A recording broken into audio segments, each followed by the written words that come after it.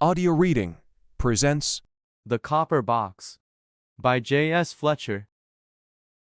1. The Lady of Kelpie Shaw.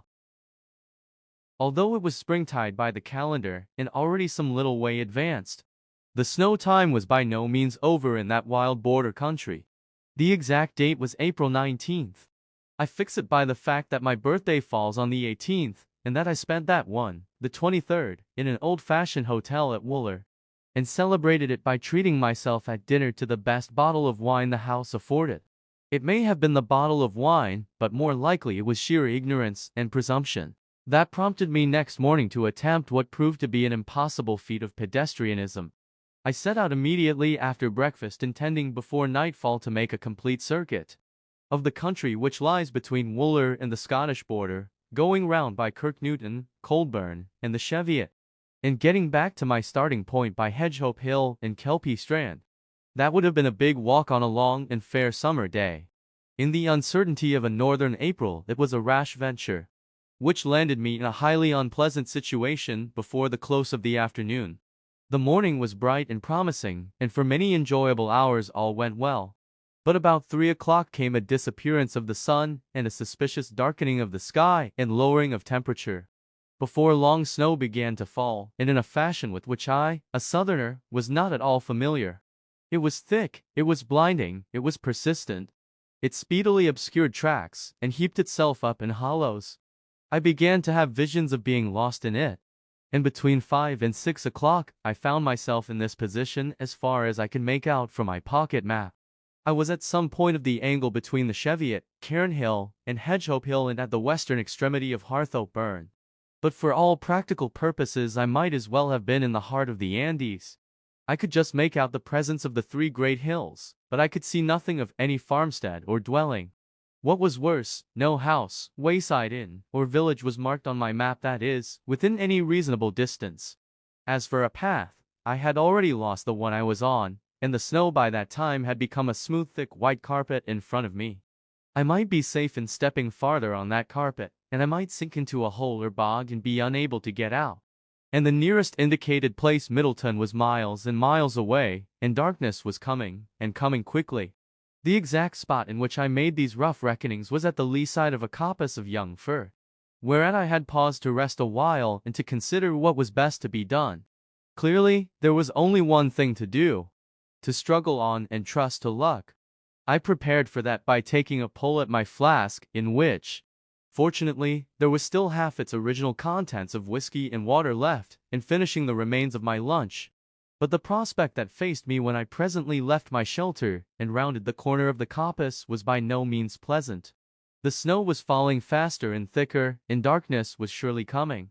It looked as if I was either to struggle through the snow for more miles than I knew of, or be condemned to creep under any shelter I could find and pass a miserable night. But even then my bad luck was on the turn. Going onward and downward, from off the moorland towards the valley, I suddenly realized that I had struck some sort of road or made track. It was hard and wide, as I ascertained by striking my stick through the snow at various places. And just as suddenly, a little way farther to the east, I saw, bright and beckoning, the lights of a house.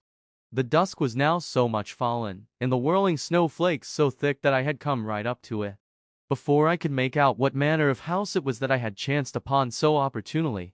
It stood a little back from the road, on its north side, and in a sort of recess in the moorland, with the higher ground shelving down to its walls on all sides except that on which I stood.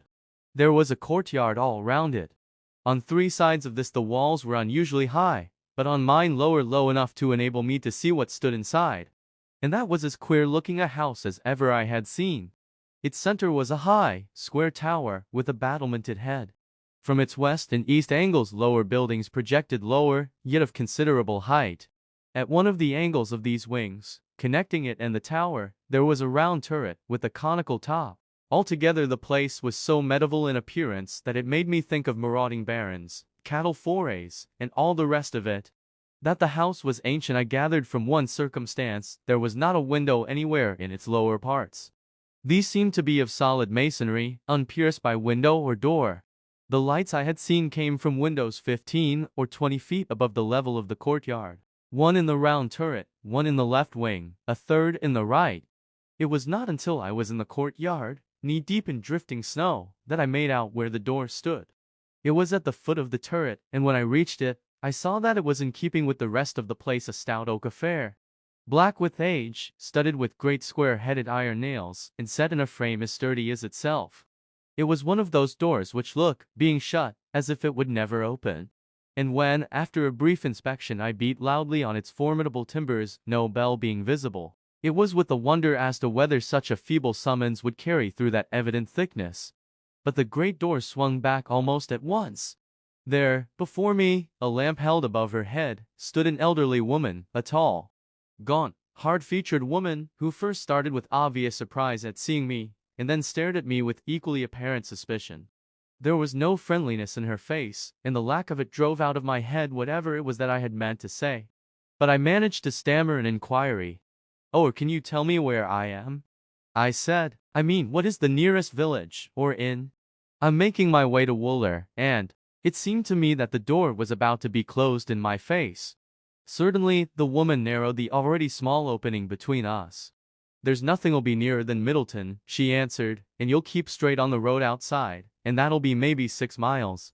6 miles in the snow!" I exclaimed. There's nothing nearer," she made haste to say.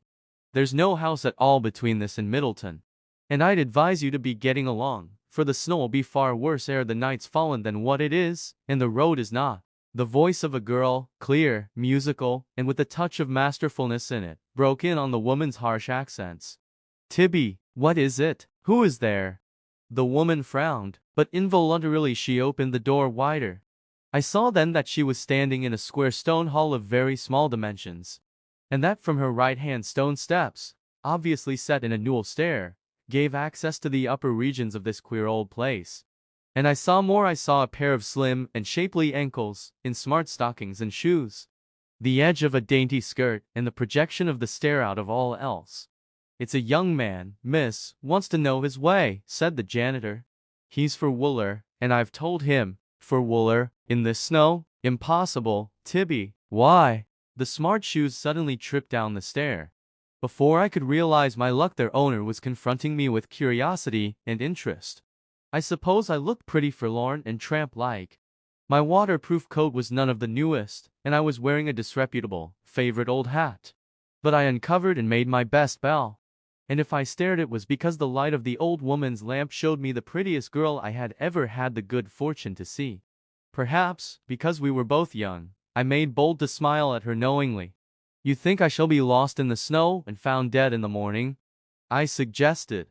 "That's precisely what you will be if you try to reach Wooler tonight," she answered, with some liveliness. "Such a thing's impossible. Even if you knew the way, and I think you don't. Of course, you must stay here. My guardian, Mr. Parselby, is out, but..." "The master is not one for strangers, miss," interrupted the old woman. "His orders..." The girl turned on her with a flash of her gray eyes that gave me a good notion of her imperious temper and general masterfulness. "Fiddle-dee-dee, Tibby," she exclaimed, "your master would have a good deal to say if we turned anybody from his door on a night like this. You must come in," she went on, turning smilingly to me. "Mr. Parselby is the most hospitable man alive, and if you were in he'd welcome you heartily. I don't know whether he'll manage to get home tonight or not. But I'm at home," she concluded with a sudden glint in her eye. "Come up the stair." I waited for no second invitation. She was already tripping up the stair, holding her skirts daintily away from the gray stone wall, and I hastened to follow. We climbed some 20 steps, the old woman following with her lamp. Then we emerged upon another and larger hall, stone-walled like that below, and ornamented with old pikes, muskets, broadswords, foxes' masks. 2 doors, just then thrown wide, opened from it. One revealed a great kitchen place in which an old man sat near a huge fire, the other admitted to a big, cozy parlor, wherein the firelight was dancing on paneled walls. "Take off your things and give them to Tibby," commanded my hostess. And Tibby T. at once. "Now come in," she went on, leading me into the parlor. "And if you'd like whiskey until the tea comes, there it is, on the sideboard. Have some." "Thank you, but I've just had a dose," I answered. "I had some in my flask, very fortunately." "You are extremely kind to be so hospitable." Nonsense, she laughed. You couldn't turn a dog out on a night like this. I don't know if my guardian will manage to get home. He and his old pony can do wonders. And they've sometimes got through when the drifts were 2 or 3 feet thick. But you're all right, sit down. She pointed to a big armchair near the fire, and I obeyed her and dropped into it, to make a more leisurely inspection of my surroundings and my hostess. The room was evidently a part of the square tower I had seen from without and filled a complete story of it. There were 2 high windows in it, filled with colored glass. The paneling all round was of some dark wood, old and time-stained. The furniture was in keeping. There were old pictures, old silver and brass, old books. It was as if I had suddenly dropped into a setting of the 17th century. But the girl was modern enough. She seemed to be about 19 or 20 years old. She was tallish, slenderish, graceful.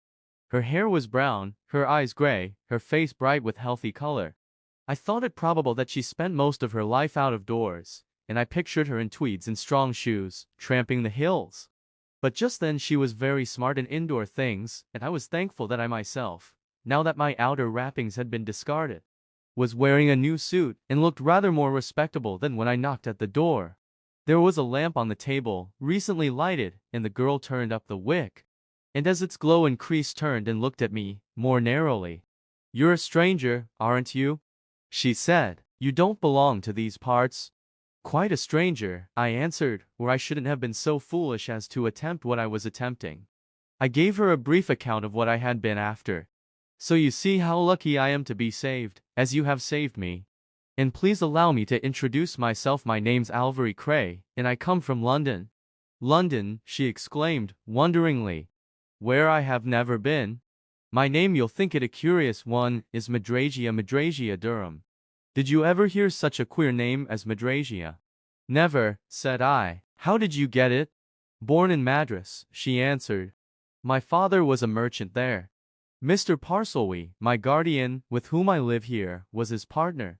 They died, my father and mother, when I was little, so Mr. Parselby has looked after me ever since. We came to England 3 years ago, and Mr. Parselby bought this old place and fitted it up." "Do you like it?" "From what I've seen of it, immensely," I answered. "What is it, exactly, or, rather, what has it been?" "Mr. Parselby says it was a 16th century peel tower, a sort of castle, you know," she answered. "There are a good many here and there, on each side of the Tweed. We stayed for some time at Berwick when we came to England, looking round for an old place. Then we found this, and settled down. It's delightful in summer, and in winter it's weird." "Has it a name?" I asked, "because it's not marked on my map." "Name, yes," she answered. "It's called Kelpishaw. That's Kelpie Strand, that lies outside it, between Langley Crags and Hedgehope Hill. But you'll see more in the morning if the storm's cleared." The old woman came in with the tea tray. Whether she resented my presence or not, she knew her duties, and her homemade cakes were as good as her face was stern. "That's our sole domestic," observed my hostess, as she poured out the tea. "Tibby Muir, she's been with us ever since we came here. The old man you saw in the kitchen is her husband, Eddie Muir. He's a sort of useful adjunct. He grooms the pony, potters about the house, and nods over the fire. He's very little to do, but Tibby is a marvel of activity." "I hope she'll forgive me for coming," I said. "Oh, her bark is worse than her bite. She's one of the faithful servants you read about in books and rarely meet in real life. She's under the impression that if Mr. Parselby happens not to be at home, it's her duty to be on guard. I believe she thinks of me as a mere child. But I'm mistress, of course. I hope Mr. Parselby will not think me an intruder." I suggested. "I suppose I could have struggled through." "And I suppose you couldn't," she retorted imperatively. "As for Mr. Parselby, he'll be delighted to see you. If you can talk to him about anything old books, or pictures, old pots, pans, and plates, he'll be more than delighted." I glanced round the room.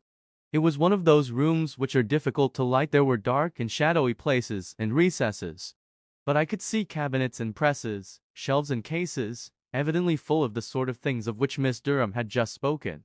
There was also, on my left hand, a massive sideboard, covered with what looked to me like old silver. "Is Mr. Parselby a collector, then?" I asked. "Or is he an antiquary?" A bit of both, I think, she answered as she handed me a teacup. Anyway, he's always bringing home some curiosity or other that he's picked up. And he spends most of his time reading his old books. There's a room higher in the tower full of books, big things that one can scarcely lift. And how do you spend your time? I inquired. Not that way. She shook her head, laughing.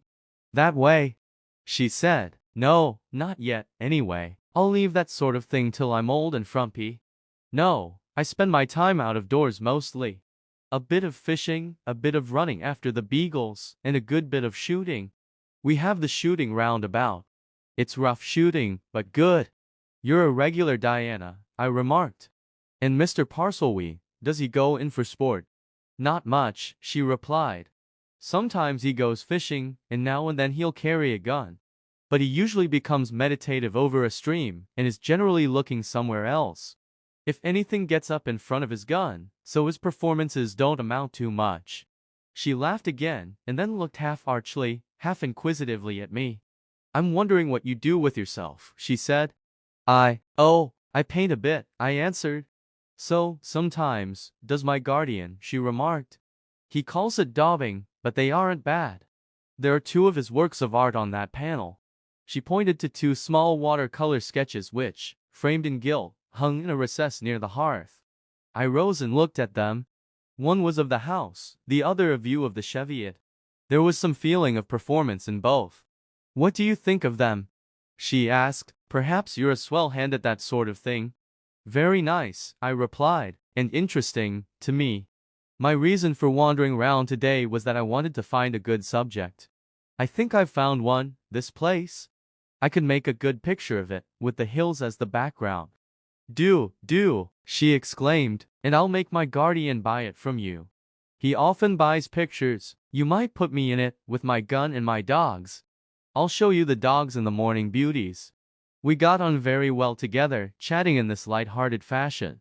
The evening passed on, but Mr. Parselwee did not come. We had supper, still he did not come, and at 10 o'clock my hostess pronounced a decision. He won't come tonight, now, she said. And it's my bedtime. Tibby will take charge of you, Mr. Cray, and I can promise you that your bed is properly aired. Don't be afraid of the room. It looks as if it were haunted, but it isn't. She gave me her hand, smiled, and went off, and presently the old woman appeared and conducted me to a chamber in one of the wings. It was more medieval in appearance than the parlor, but it was remarkably comfortable, and there were hot bottles in the bed. I believe I fell asleep as soon as my head fairly settled on the pillow, and at once dropped into a sound slumber.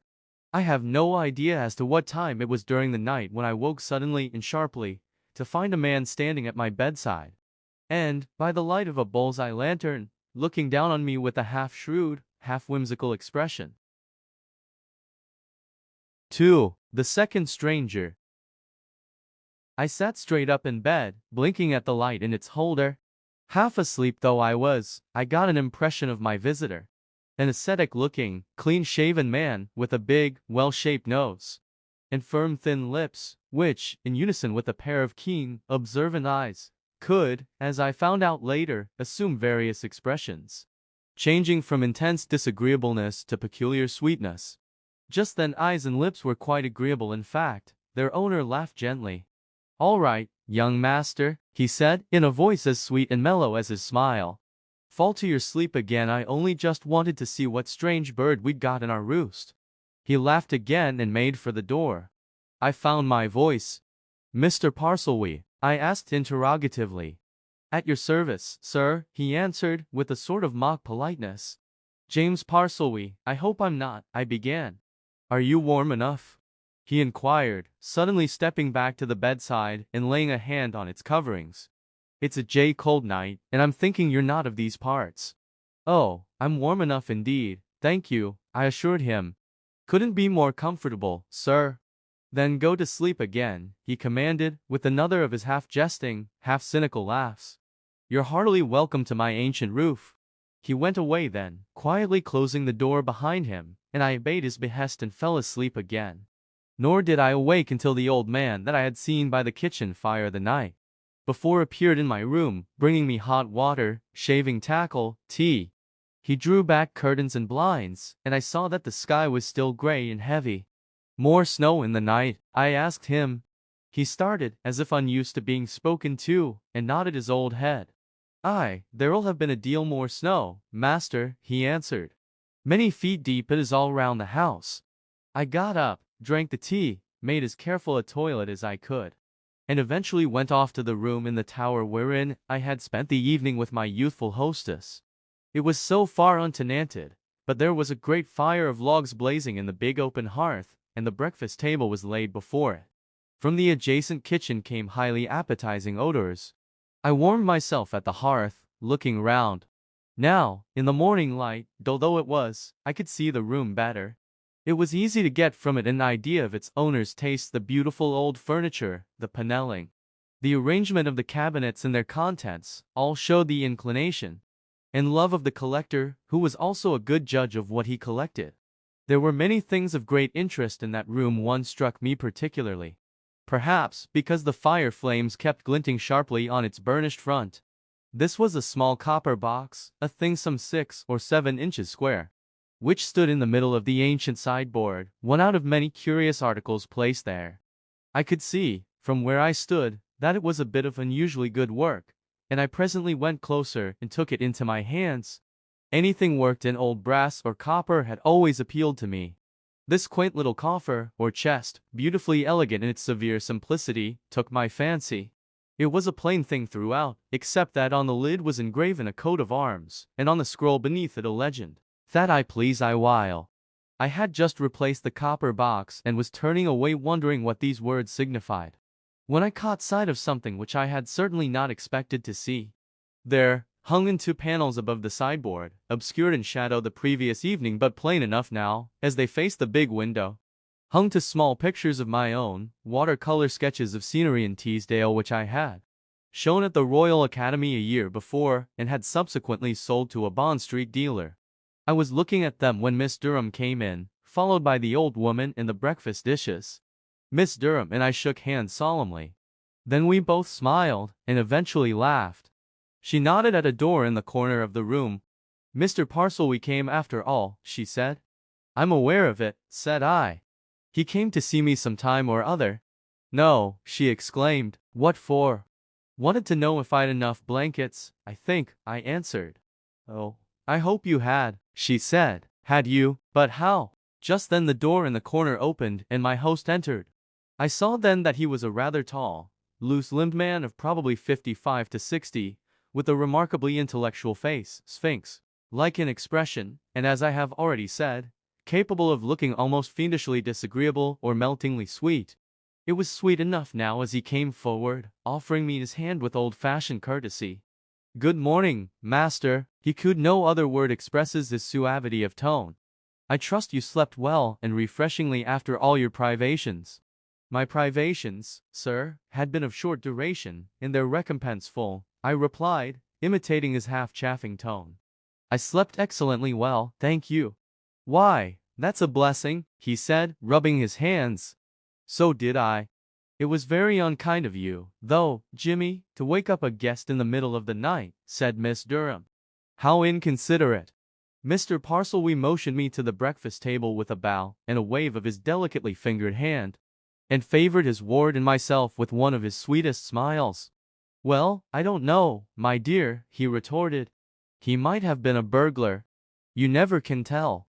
He laughed, with full enjoyment, at his own joke, and bent towards me as he handed me a plate. "I was sorry I woke you," he said, still smiling. "I was enjoying looking at you. I thought I'd never seen such a refreshingly innocent young mortal in my life. In fact, I was just thinking of fetching Madrasia to look at you when you woke." He laughed more than ever at this, and I glanced from him to his ward. "Don't mind him," she said. "That's his way. He possesses a curious form of humor, a very twisted form sometimes. You're a queer man, Jimmy, aren't you? And I gave you such a splendid character last night. Said that you'd have been furious if I hadn't insisted on bringing Mr. Cray in, and lots more, didn't I, Mr. Cray? Well, I'd certainly rather see him sitting there alive, eating his bacon, than dig him out of the snow, dead," remarked Mr. Parselby, good-humoredly. "But Cray, Now do you happen to be related to Cray, the landscape painter? I am Cray, the landscape painter, Mr. Parselby, I replied. That's why I'm in this neighborhood. I was looking out all yesterday for a likely subject. His face lighted up with genuine pleasure, and he stretched out his hand across the table and shook mine heartily. Man, he exclaimed, I'm delighted to have you in my house. You're a clever young fellow. I've admired your work ever since I was first privileged to see it. And bought it, too. There's 2 watercolors of yours behind you there, and I've seen them, said I. And I've 2 more upstairs in my study, he continued. Well, I'm greatly pleased. And you're staying in these parts? I came to the hotel at Wooler 3 days ago, just to look round the Cheviots, I answered. Any definite time? He asked.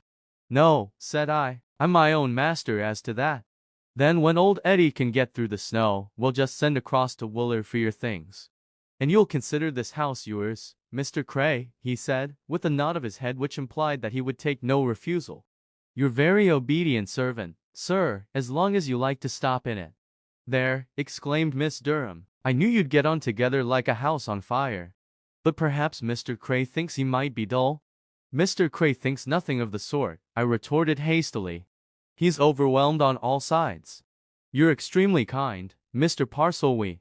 Your sense of hospitality is princely. Pooh, pooh, he said, we'll just be glad. And there's no need to be dull, my girl, when you're about, he added, nodding at his ward. A lively damsel, this, Cray. The air of the hills is in her blood. Miss Durham, sir, is, I am sure, one of those admirable hostesses who could never let a guest be anything but happy, I said, with a glance towards the object of my compliment. And, I added, more seriously, I should be very ungrateful not to accept your kind invitation. I won't let you get tired of me. Mr. Cray thinks he could paint a picture of the house, with the hills for a background, Jimmy, remarked Miss Durham. You'd buy that, wouldn't you? Hoots, toots, we'll see, woman, we'll see, answered Mr. Parselby. There's finer subjects than this old place, but you'll not see them today, my lad, he added, turning to me. The snow's thick and deep all around our walls, and what you'll see of the land for the next 24 hours. And maybe more, 'll be from the top of our tower. And a grand observation post it is, too. He took me up the tower after breakfast was over. From the leads at its battlemented head there was a wonderful view of the surrounding country. He indicated the chief features as we stood there, looking out on the snow-clad expanse. And I saw then what I had not been able to see the night before, that this place, Kelpyshaw, was absolutely isolated. As far as I could see, on any side, there was not even a shepherd's hut or gamekeeper's lodge in view. You love solitude, Mr. Parselby, I remarked as I looked about me. This, surely, is solitude. Aye, it is, he agreed, and it suits me. What's more to the purpose, it suits my ward up to now, anyway. When I brought her from India, where she was born, I looked about for a likely place in this district.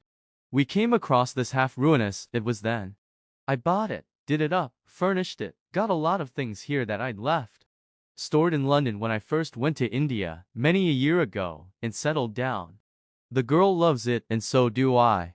He gave me one of his half-serious, half-sardonic smiles, and we went down the stair again, and into a big room, a floor above the parlor, wherein he kept his books and his collections. It was something of a cross between a museum and a library, and I could see that he was remarkably proud of the things in it. I saw, too, that my host was a man of means only a well-to-do man could have afforded to bring together the things that he had there. Like all antiquaries he began to point out to me his chief treasures, and to talk about them. And finding that I had some knowledge of such things, to dig into old chests and presses in order to unearth others. Once, while he was thus engaged, I was looking at some small volumes bound in old calf which were ranged in one of the recesses. Once more, on the side of one of these, in faded gilt, I came across the arms and legend which I had noticed on the copper box in the room below. He looked up from his task to find me regarding it. An odd motto that, Mr. Parselby, I observed. I noticed it on your old copper chest, or coffer, downstairs. That I please, I will. What does it mean? He laughed satirically. I should say it means that the folk who sported it were pretty much inclined to have their own way, my lad. He answered, whether they got it or not is another question. Now, Here's a 15th century book of hours, with the illuminations as fresh as when they were done. Look you there for a bit of fine work. I had meant to ask him whose coat of arms and whose legend it was that had excited my curiosity, but I saw that the subject either possessed no interest for him or that he didn't want to be questioned about it, and I turned to what he was showing me. We spent most of that morning examining his collection, and we got on together admirably. Still, I was not sorry when Miss Durham appeared and insisted on dragging me away from him to go out with her into the courtyard to inspect her horse, her dogs, and other live creatures. The old man had cleared much of the courtyard of snow, but beyond its walls the drifts were deep. From the gate I looked across them with a certain amount of impatience. I wanted to see more of the country, and I had notions that Miss Durham might not be unwilling to act as guide to it. "Don't think you're going to be a prisoner for very long," she suddenly remarked, interpreting my silent contemplation of the vast waste of whiteness. "At this time of the year the snow goes quickly. You needn't be surprised if you find it vanished when you wake tomorrow, thick as it is. If it is, and we can get out, you'll show me some of your favorite scenes?" I suggested. "I could make a sketch or two." "Of course," she assented. "There's a lovely bit along the road towards Rotterdam. I'll take you there as soon as the snow's gone. You'll be ravished with it." We had 3 days' wait for that, and during that time, as if they felt themselves bound to compensate me for the delay, my host and hostess did all they could to amuse and interest me, though, to tell the truth, I was interested enough in them personally, and needed no other diversion. Mr. Parselby was certainly a character, full of eccentricities, with a strong sense of humor, and a mordant wit. He had evidently seen much of men and of the world, and his comments on things in general were as interesting as they were amusing. I made out, however, that his knowledge of our own country and our own period was considerably out of date. He appeared to know little of present-day affairs, though he had a fine old store of anecdotes of a previous generation. But a chance remark of his accounted for this. I left England for India and the East when I was 21. He said to me one evening in casual conversation, and I never saw its shores again until I'd turned 50. And now that I'm back in some years, too, I don't want to see any more of it than I can see from the top of my dear old tower. Here I am, and here I stick. I wondered if he meant his young and pretty ward to stick there, too, but those were early days to put the question to him. Still, by that time I had fallen in love with Madrasia. It would have been a most unheard of thing if I hadn't. And already, I meant to move all the powers that are in heaven and earth to win her, for which reason I was devoutly thankful when, on the 4th day of my stay, winter suddenly disappeared as if by magic, and springtide again asserted itself and flooded the hills and valleys with warmth and sunshine. For then she and I got out of the old house, leaving Mr. Parselby with his books and papers, and began to wander abroad, improving our acquaintance very pleasantly and successfully. There had been a comforting air of romance about our meeting which, I think, appealed to both of us. It was still there, making an atmosphere around us, and now the elements of a most puzzling and curious mystery were to be added to it. Those elements were first introduced by a man who came along the road leading from Wupperton and Rotterdam, and chanced to find Madrasia and myself sitting on a shelf of rock by its side, I doing a bit of perfunctory sketching, and she watching me. He was a tourist-looking sort of man. That is to say, he wore the sort of garments affected by tourists. Otherwise, I should have said that he was perhaps a commercial traveler, or a well-to-do tradesman who loved country walks, a biggish, well-fed, florid-faced man, shrewd of eye, and, as we presently discovered, very polite to polite of manner. He regarded us closely as he came up, and when he was abreast of us, he stopped in the center of the road and lifted his cap. It was the latest thing in headgear of that sort, and he raised it with something of a flourish. "I beg your pardon," he said, with a deprecating, ingratiating smile. "Can you tell me if, somewhere in this neighborhood, there is a house called Kelpishaw?" It was Madrasia who answered promptly. 2 miles ahead, along the valley," she said. "Can't miss it." The man bowed and smiled again, a little too obsequiously, I thought. "The residence of, I believe, Mr. Parselby?" he suggested. "Mr. James Parselby." "Mr. Parselby lives there," assented Madrasia. "Want him?" He smiled again, enigmatically this time. "I hope to have the pleasure of waiting upon Mr. Parselby and of finding him at home," he answered. Mr. Parselby, I believe perhaps you are acquainted with him?" Is a gentleman learned in antiquities and that sort of thing? He is a bit inclined that way, replied Madrasia, almost flippantly. Are you? He waved his hand, shelving away from us. A neophyte, a mere neophyte, he said, still smiling. Learner. He strode off up the valley. We looked after him meditatively. Don't like the looks of that person, said Madrasia, suddenly. Neither do I, though I don't know why, I answered.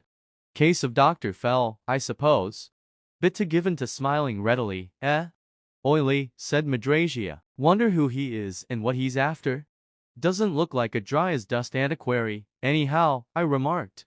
But whatever the man looked like, we found him with Parselwee when we went home, one on each side of the parlor fire. And Parselwee introduced him, unceremoniously, Mr. Polly. 3. Copper. Mr. Polly, who looked very comfortable in an easy chair, with a glass of whiskey and soda conveniently at hand, smiled upon us as if we were old acquaintances. He was clearly one of those gentlemen who speedily make themselves at home anywhere, and, as it presently appeared, are by no means backward in the art of finding things out. Indeed, he at once began to put leading questions. Your daughter, I presume, sir? He suggested, with a glance at Madrasia. Not a bit of it, answered Parselwee, in his most offhand manner. My ward. Dear me, sir, now I could have thought that I saw a distinct family resemblance, said Mr. Polly. This young gentleman, perhaps, visitor of mine, replied Parselwee. Mr. Cray, a well-known artist. Pleased to meet you, sir, murmured Mr. Polly. I observed that you were doing something in your line when I saw you and Miss. I didn't catch the young lady's name, I think Miss Durham, said Parselwee. Durham. Just so, sir, Miss Durham. Ah, and a very pleasant country this is, Mr. Cray, for your form of art, and very delightful quarters. I'm sure, added Mr. Polly, with a bow towards our host. And you were saying, Mr. Parselwee? Madrasia, with an odd glance at me, went out of the room, and Parselwee, who, I thought, already looked bored to death by his visitor, turned to him. I was saying that if you're really interested in that sort of thing, barrows and stone circles and so on, I'm scarcely the man to come to, he said. My tastes lie more chiefly in books. If you're going to stay in the district a while, I can give you a list of titles of books, local and otherwise, that you can read up. I think you'd find all of them in the various libraries at Newcastle. That's very kind of you, Mr. Parselwee, I'm sure, replied Mr. Polly. I should value that, sir. Parselwee rose from his chair and left the room. I heard him climb the stair to his library on the next floor of the tower. Mr. Polly looked at me.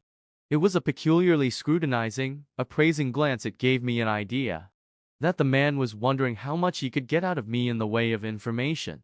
A very clever and learned gentleman, Mr. Parselwee, he observed. Uncommon, I agree, said I.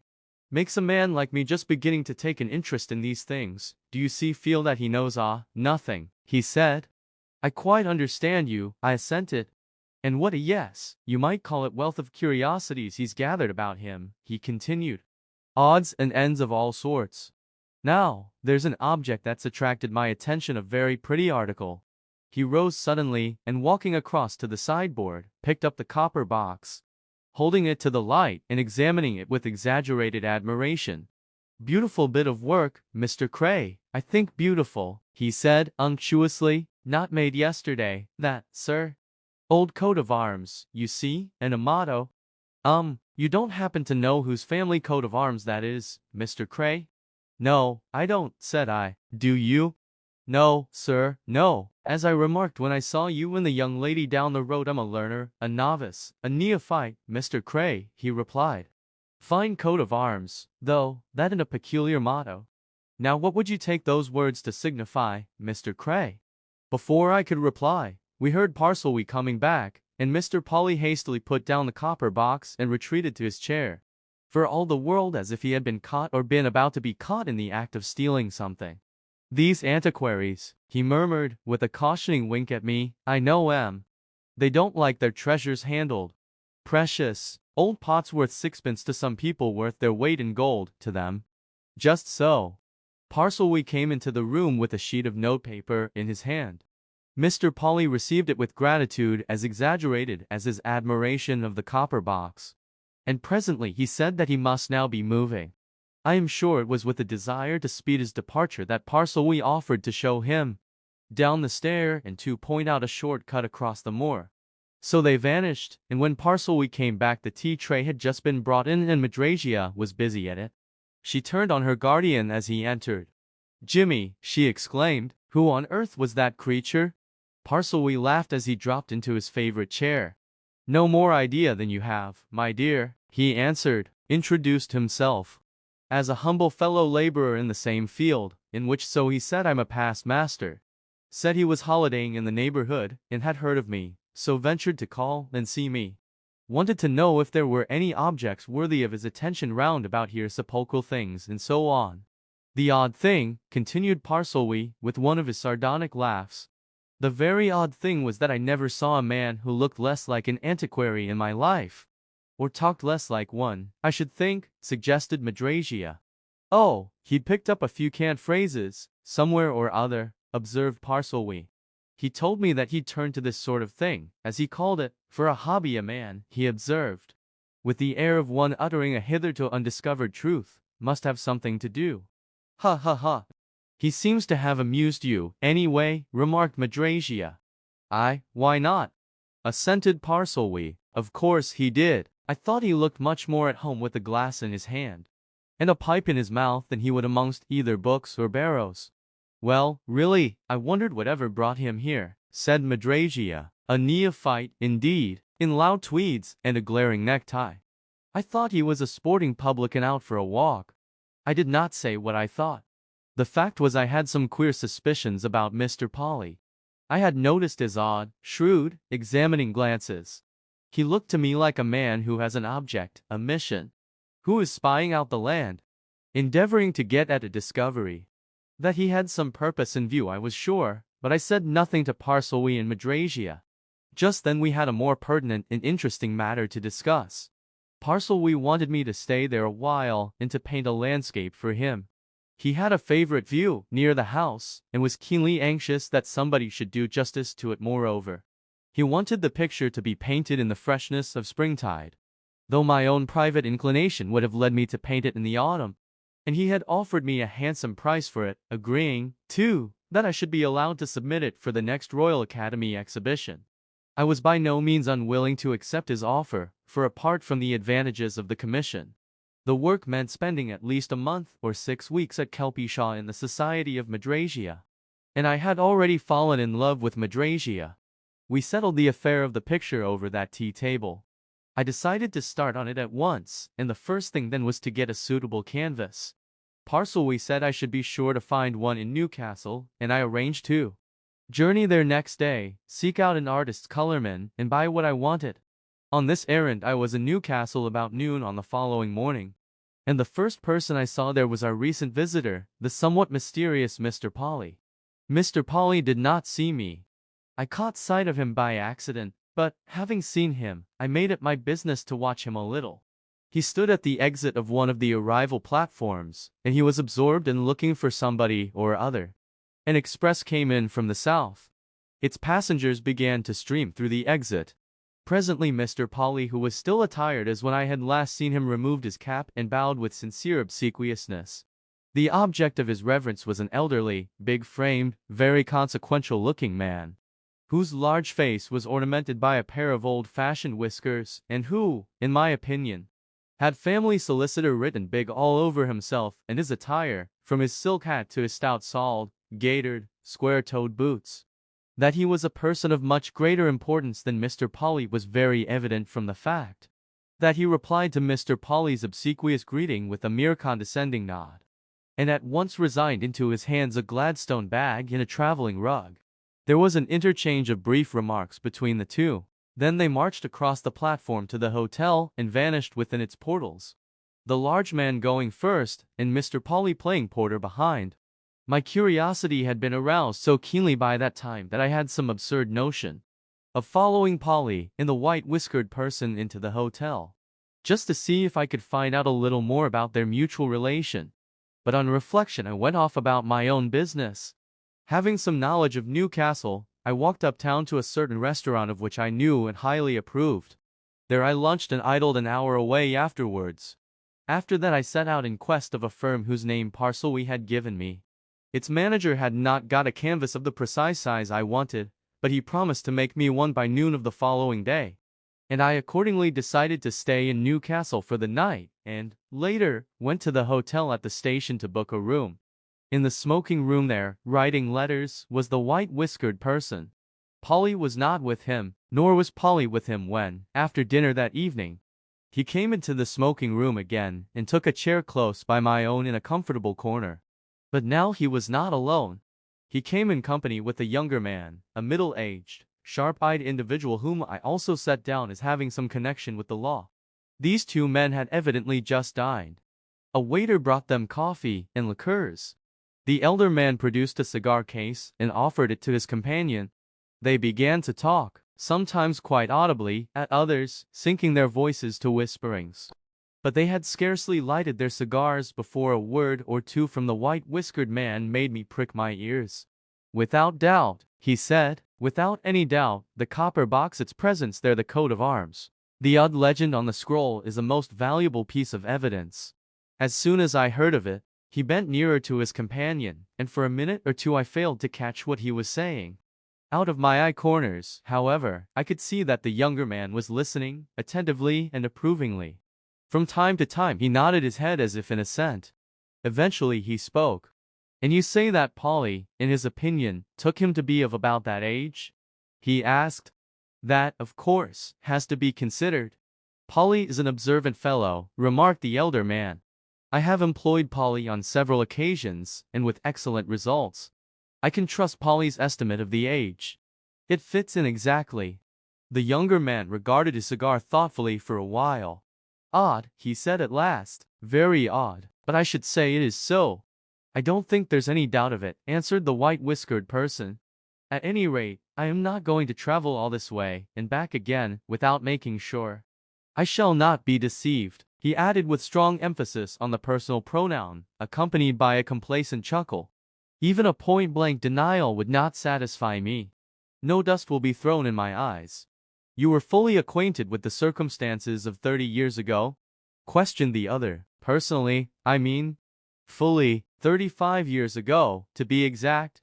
He, if it is so, is now 56 years of age."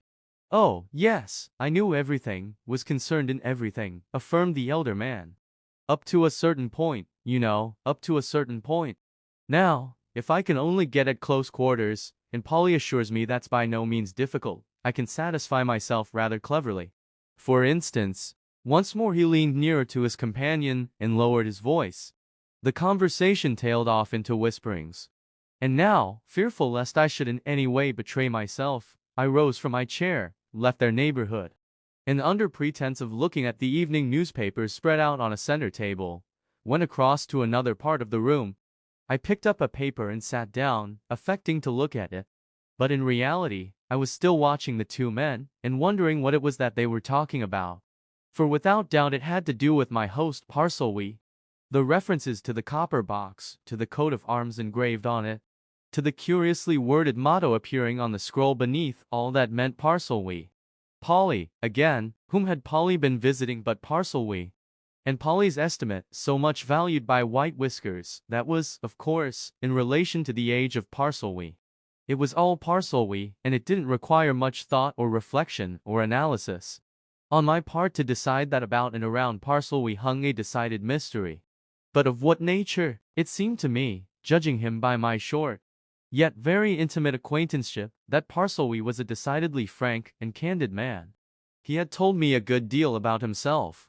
He had left England as a very young man, gone east, settled down in Madras, gone into partnership there with another Englishman, Madrasia's father, trading in cotton and indigo, made a big fortune, and, on the death of his partner and his partner's wife, had brought Madrasia to England to settle down as I had found them. All that seemed a plain and straight story, with nothing remarkable or mysterious about it. What, then, were these men after? For there was no doubt in my mind now that Polly had come to Kelpie Shaw as a spy, seeking some particular information. and evidently getting what he wanted in an inspection of parcel we and an examination of the copper box. That copper box began to assume a sinister significance in my thoughts of it and its relation to this affair. But what was its relation? It was a box, and it was made of copper. Beautifully made, to be sure, and by some man who had taken vast artistic pride in his work. The engraving of the coat of arms, too, was beautifully done. But, after all, it was only a copper box. What was there about it, then, or appertaining to it, that made these men, if not exactly keen about it, at any rate remarkably interested in the mere fact of its existence? I saw no more of the two men in the smoking room that night, except that I caught a glimpse of White Whiskers, as I had come to call him, going bedward at the same time as myself, and on my corridor. I saw him again next morning, in the coffee room, at breakfast. He looked bigger, more solemn and judicial than ever. But no Polly came to him. I wondered what had become of Polly. Perhaps he had gone back to sneak round Kelpishaw again anyway. I myself was going back there as soon as my canvas was ready.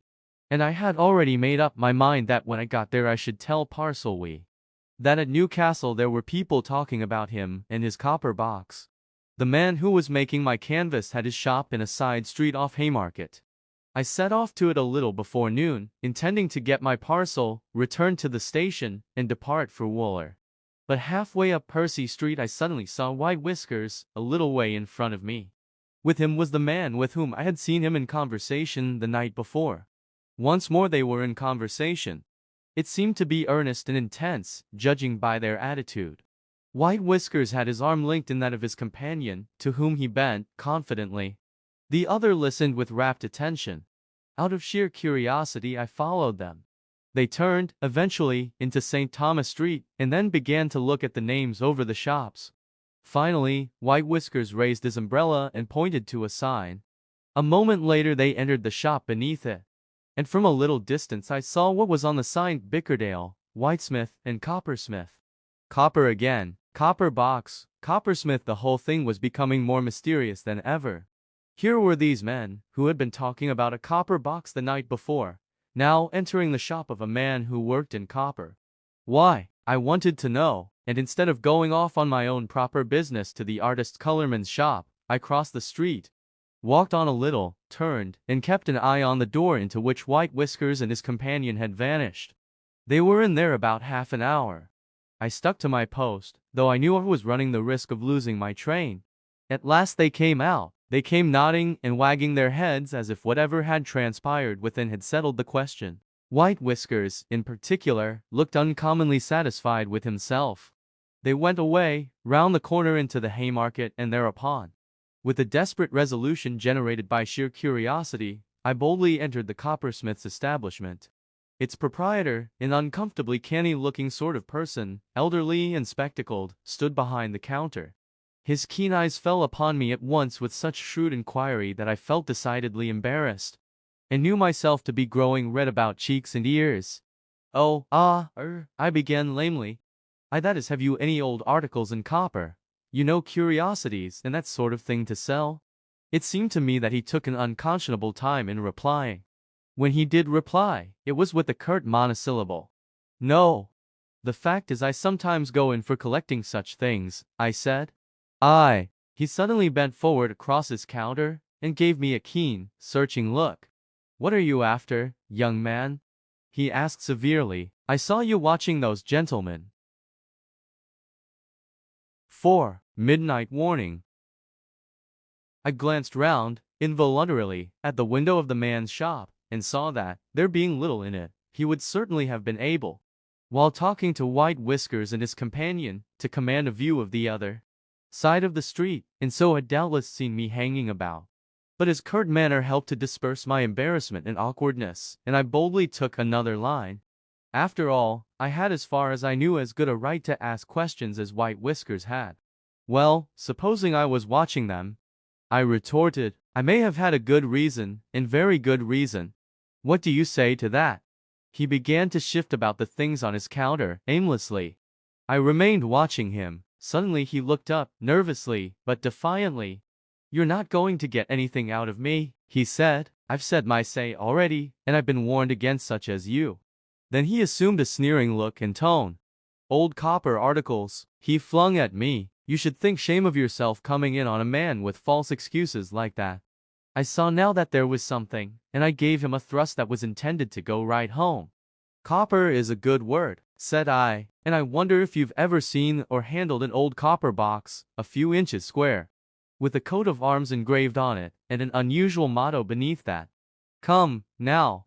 He stood straight up at that, and I knew that he had seen such a thing, and that the two men who had just gone had been at him about it. And having made this discovery, and without another word, I turned on my heel and went swiftly out of the shop, leaving him staring after me. But if he was bewildered, so was I. What on earth was all this mystery, plainly centering round Parselwee and his copper box? I had walked up the street, turned a corner, and gone far down another street before I remembered my canvas and my train. I turned back, got the canvas, and made for the hotel and the station. And of course, through poking my nose into other people's affairs, I had missed the train to Alwick and Wooler, and there wasn't another until late in the afternoon. So I lunched in the hotel, and idled the time away there chiefly wondering about this thing. Parselwee Polly White Whiskers the coppersmith, and that infernal copper box in the middle of them. What was the mystery attached to them and it? Was it fraud? Was it some matter of felony? Was it murder? I was going to tell Parselwee what I had discovered, anyway, and as quickly as possible. But I had to cool my heels until between 5 and 6 o'clock. And when at last I walked out on the platform to my train, I saw White Whiskers standing at the door of a first-class carriage talking to the man who had gone with him to the coppersmith shop. White Whiskers had his bag and his rug in the carriage. I glimpsed them as I passed. Evidently, he was going northward by my train, and was, of course, on his way to Kelpishaw.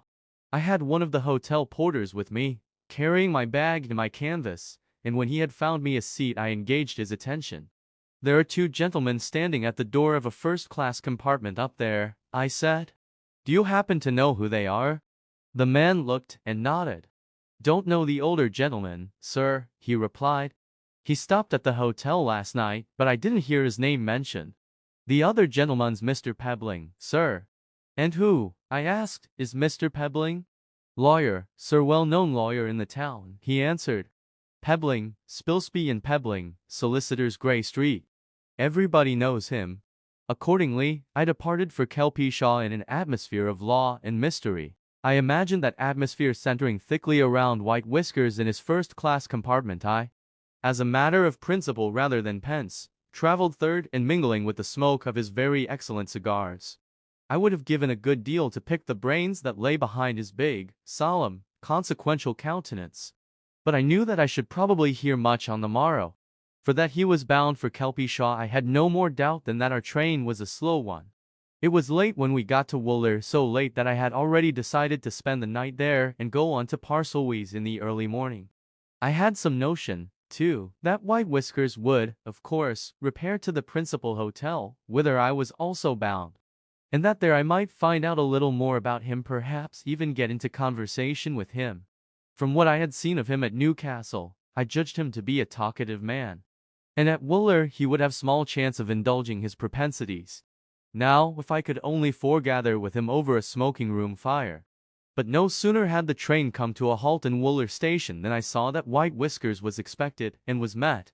He was met, and very politely, almost reverently received by a tall military-looking man in a smart, dark uniform, braided and buttoned, who appeared to consider it an honor when White Whiskers, as I saw plainly, extended two fingers to him. They conversed for a minute or two. Then, talking confidentially, as it appeared, they set off together. And being just behind them as they left the station, I indulged in more inquisitiveness. "Who is that in the dark uniform?" I inquired of the clerk who was collecting the tickets at the entrance. "Mr. Hillgrave," he answered promptly. "Inspector of police. Nice gentleman. Not been here so very long, though." I went on to the hotel, wondering what on earth White Whiskers wanted with the local police inspector. And upon getting into the hotel, I found them together. White Whiskers was just beginning a belated dinner in the coffee room. Hillgrave sat with him, refreshing himself with a whiskey and soda, and listening with apparent deep interest to his talk. I got some warmed-up dinner myself, but I did not overhear anything that was said between the two. The conversation seemed to be chiefly one-sided. White Whiskers evidently explaining and detailing, and the police inspector nodding his comprehension. But towards the close of this episode I got some information. White Whiskers, bringing his dinner to an end, summoned the waiter and gave him some audible commands. He must be called, with hot water and tea, at 7 o'clock in the morning. Breakfast must be ready for him at precisely 8 sharp to the minute. And at 9 o'clock the best car in the place must be at the door to take him to Kelpie-Shaw. How far away was this Kelpie-Shaw? 9 or 10 miles by the road. Very good. Then 9 o'clock, precisely. These things settled, White Whiskers turned to Hillgrave, bland and affable. Well, he said, now speaking in quite audible accents, the occasion for secrecy having evidently passed, what do you say to a cigar? I suppose there's a smoking room here? Very kind of you, Sir Charles, replied the inspector. Smoking room just across the hall. When they had gone away, I thought things over rapidly. It was then close upon 10 o'clock, and I already knew sufficient of the domestic habits of Kelpie-Shaw as to know that they kept early hours there. But I felt, more from instinct than anything, that Parsley ought to be put in possession of my news, and that I ought not to leave the imparting of it until next morning, however early. So going out into the hall, I got hold of the boots, and, taking him aside, made inquiries about my chances of getting a car, late as it was. He got one for me with considerable delay and difficulty, but I took good care not to let him nor its driver know where I was going until I had got clear of the hotel. The last stage of the road to Kelpie-Shaw was of such a nature that a car could do no more than crawl over it, and it was nearly midnight when I saw the tower of the old house standing dark and spectral against a moonlit sky. As I expected, there was not a light to be seen in any of the windows, not even in those of the upper part of the tower wherein Parsley had his library. I felt very lonely when the car had driven off, leaving me in the solitude of the wind-swept courtyard. I knocked on the turret door several times without getting any response, and knowing the thickness of the walls and doors as I did, I began to fear that no summons of mine would be heard, and that I should have to camp out in one of the buildings. But my knocking roused the dogs. They set up a great barking, and at that a window opened, and Tibby Muir's voice, wrathful enough, demanded to know what ill body was below. Don't be angry, Tibby, I called. It's I, Mr. Cray. Tell your master I'm back, and let me in. It was Parsley himself who presently came down. He seemed in no way surprised, and he treated me to one of his sardonic grins. Well, young master, he said, holding up his lamp and giving me a careful inspection as I stepped within.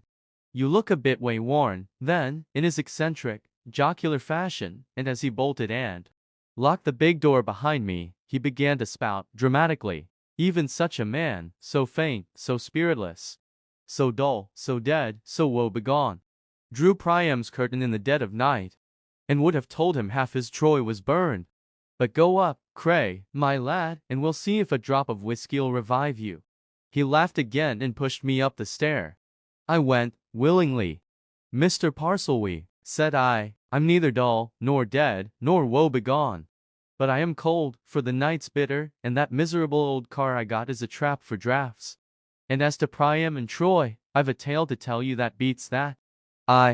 He said, well, a midnight tale is generally one that's worth hearing. And if you're cold, I believe there's a bit of fire burning, and we'll soon improve it. But we were at the head of the stair by then, and Madrasia suddenly called from her room. Jimmy, is that him? She demanded, careless of grammar in her eagerness. And what's he after at this time? It's me, I called out, catching at her spirit. And I'm safe and sound, too, with a pack of adventures. That'll keep till morning, interrupted Parsley, pushing me into the room. Go to sleep again, my girl. He shut the door on us, drew the heavy curtain across it, and after poking up the fire and lighting the lamp, helped us both to whiskey from the decanter and lighted his pipe. And what's the tale, Cray? He asked.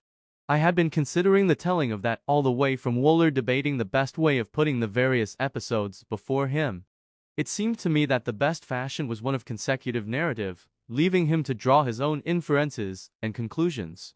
So I began at the beginning, which was, of course, at the point where I first saw Polly awaiting the arrival of the train from the south.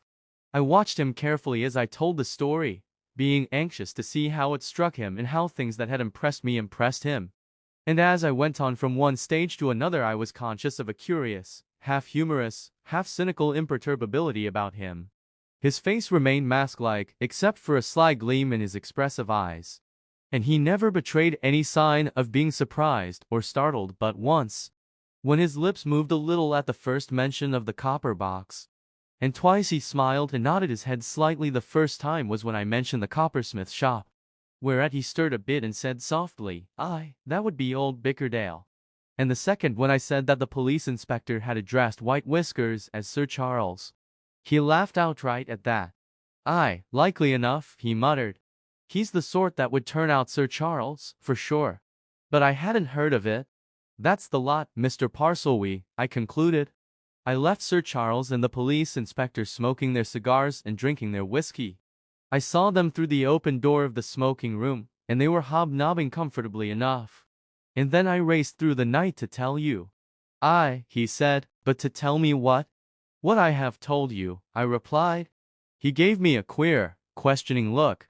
"Sounds very mysterious, my lad, he said. "To me uncommonly so," said I. He rubbed his chin thoughtfully, and then took a pull at his glass. "You've no doubt amused yourself with theories about it?" he suggested. "No," I retorted, "it's too deep for theories, Mr. Parselwee. Too deep for me to theorize about, I mean." We'll say speculate, then, instead of theorize," he remarked dryly. "You've indulged in speculations?" I pointed towards the sideboard behind him. "I've certainly been wondering what on earth that copper box has to do with it," said I. "Here's a fat, solemn, important old buffer travels possibly all the way from London to talk about a copper box in a Newcastle hotel. A Newcastle shopkeeper starts with surprise when I mention a copper box to him. And there with the firelight glinting on it there is the copper box. "Aye," he said, "aye, there it is and there it'll remain, master." He closed his lips in a tight, firm fashion that I had already come to know very well, in spite of our brief acquaintance. And when he relaxed them again it was to smile in his sweetest fashion. "But that doesn't explain anything, Cray, does it?" he remarked. "Explains nothing to me," I assented. He got up, threw 2 or 3 small logs of wood on the fire, and standing with his back to it, thrust his hands in the pockets of his dressing gown.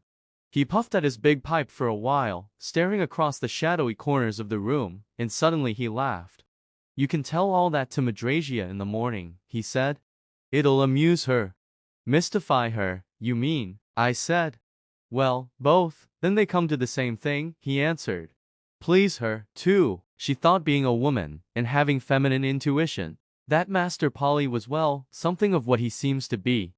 "Then you think Polly came here of set purpose design?" I asked. "Maybe," he answered, coolly. "Didn't strike me at the time. I took the fellow for being what he professed to be, though I certainly wasn't impressed by his antiquarian knowledge.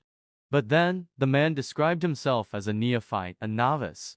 Well, he was very much so." "My opinion is that Polly was a spy," said I. It was a direct challenge to him to let me into his mind. But as soon as I had thrown it down, I saw that he was not going to take it up. There was that about his attitude which showed me that he was not going to say one word in elucidation of the mystery then, at any rate. But just then I remembered something. "I forgot this," said I. "It didn't seem of much moment at the time. But it's this: when Polly was here, you left him and me together, here, in this room, while you went upstairs to write down some notes or memoranda for him.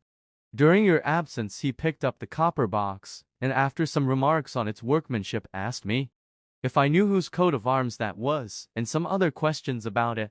He was suspiciously interested." "How do you mean suspiciously?" he asked.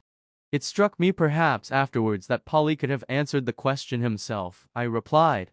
"Although he asked me, he knew already." "Then the gentleman knew a bit more about heraldry than he did about sepulchral barrows," he remarked with a sardonic laugh. "Well, tell that, too, to Madrasia in the morning. She likes mysteries in fiction, and here's one in real life. Finish your whiskey, my lad, and let's go to bed." I knew then that it was hopeless to get any explanation from Parselwee. I knew, too, that he could tell me a lot if he wanted. But after all it was no concern of mine, and I rose. I got the canvas I wanted, I told him as we were leaving the room. That's all right. Then you can make a start on your picture, he answered. Good night, master. He grinned knowingly at me as we shook hands at the door of my room. Then he moved off to his own. His door closed. The queer old house became silent. I slept like a top the remainder of that night, so soundly, indeed, that it was late when I awoke. I had to hurry over my shaving and dressing, but after all, I was first in the parlor. A cheery fire burned in the hearth. The table was laid for breakfast, and on my plate I saw an envelope. Another lay before Madrasia's. I snatched mine up, recognized Parselwee's crabbed writing, and broke the seal, to stare in wonder at what he had written on a half-sheet of paper within. Dear Cray, ran his note, you're a good fellow and dependable. Just take good care of the girl until you either hear from or see me again. What you told me early this morning inclines me to believe that I'd better attend to a possibly urgent affair, at once. Vale, J.P. I had scarcely read and comprehended this truly remarkable message when Madrasia ran into the room. She was singing some old country song. It came to a dead stop as she saw me, pointing to the envelope that lay by her plate. 5. Sir Charles Sparago. I stood silently watching Madrasia as she broke open her letter, drew out the scrap of paper inside Parselwee. As I had already noticed, was an absolute miser in his use of stationery, and made any stray fragment serve his immediate purpose, and read whatever was there written. The slight pucker of astonishment between her eyebrows deepened to a frown, and with a gesture that was not exactly definable, she tossed the paper across to me. What on earth does that mean? She exclaimed, and where is he? I glanced at this second communication. It was comprised in one line. Be a good girl and do as you're told. Do as you're told, she added. Good heavens, who's to do the telling? I silently handed her my letter. She looked more astonished than ever when she read it. What does it all mean? She asked. But he evidently has gone away. In consequence of something you told him, too. What? But wait. She rang a small handbell that stood on the corner of the breakfast table. Before its sharp tinkling had died away, the old woman came hurrying in. Tibby, said Madrasia, has Mr. Parselwee gone away? When? He went off at 5 o'clock this morning, miss, replied Tibby. He just tapped of me and said he'd be away a day or two, likely, and that was all. I looked out of the window when he'd gone, and I saw him riding off on his pony. Which way? Demanded Madrasia. Across the moor, miss, answered Tibby. Roddam way. Madrasia hesitated a moment, nodded, and turning to the table began to pour out the coffee. The old woman withdrew, and as a beginning of my wardership, I turned my attention to the hot dishes. Fish or bacon? I inquired. Hang the fish and the bacon, retorted Madrasia. Well, fish, then. What is all this mystery? What did you tell him last night? This morning, rather, said I.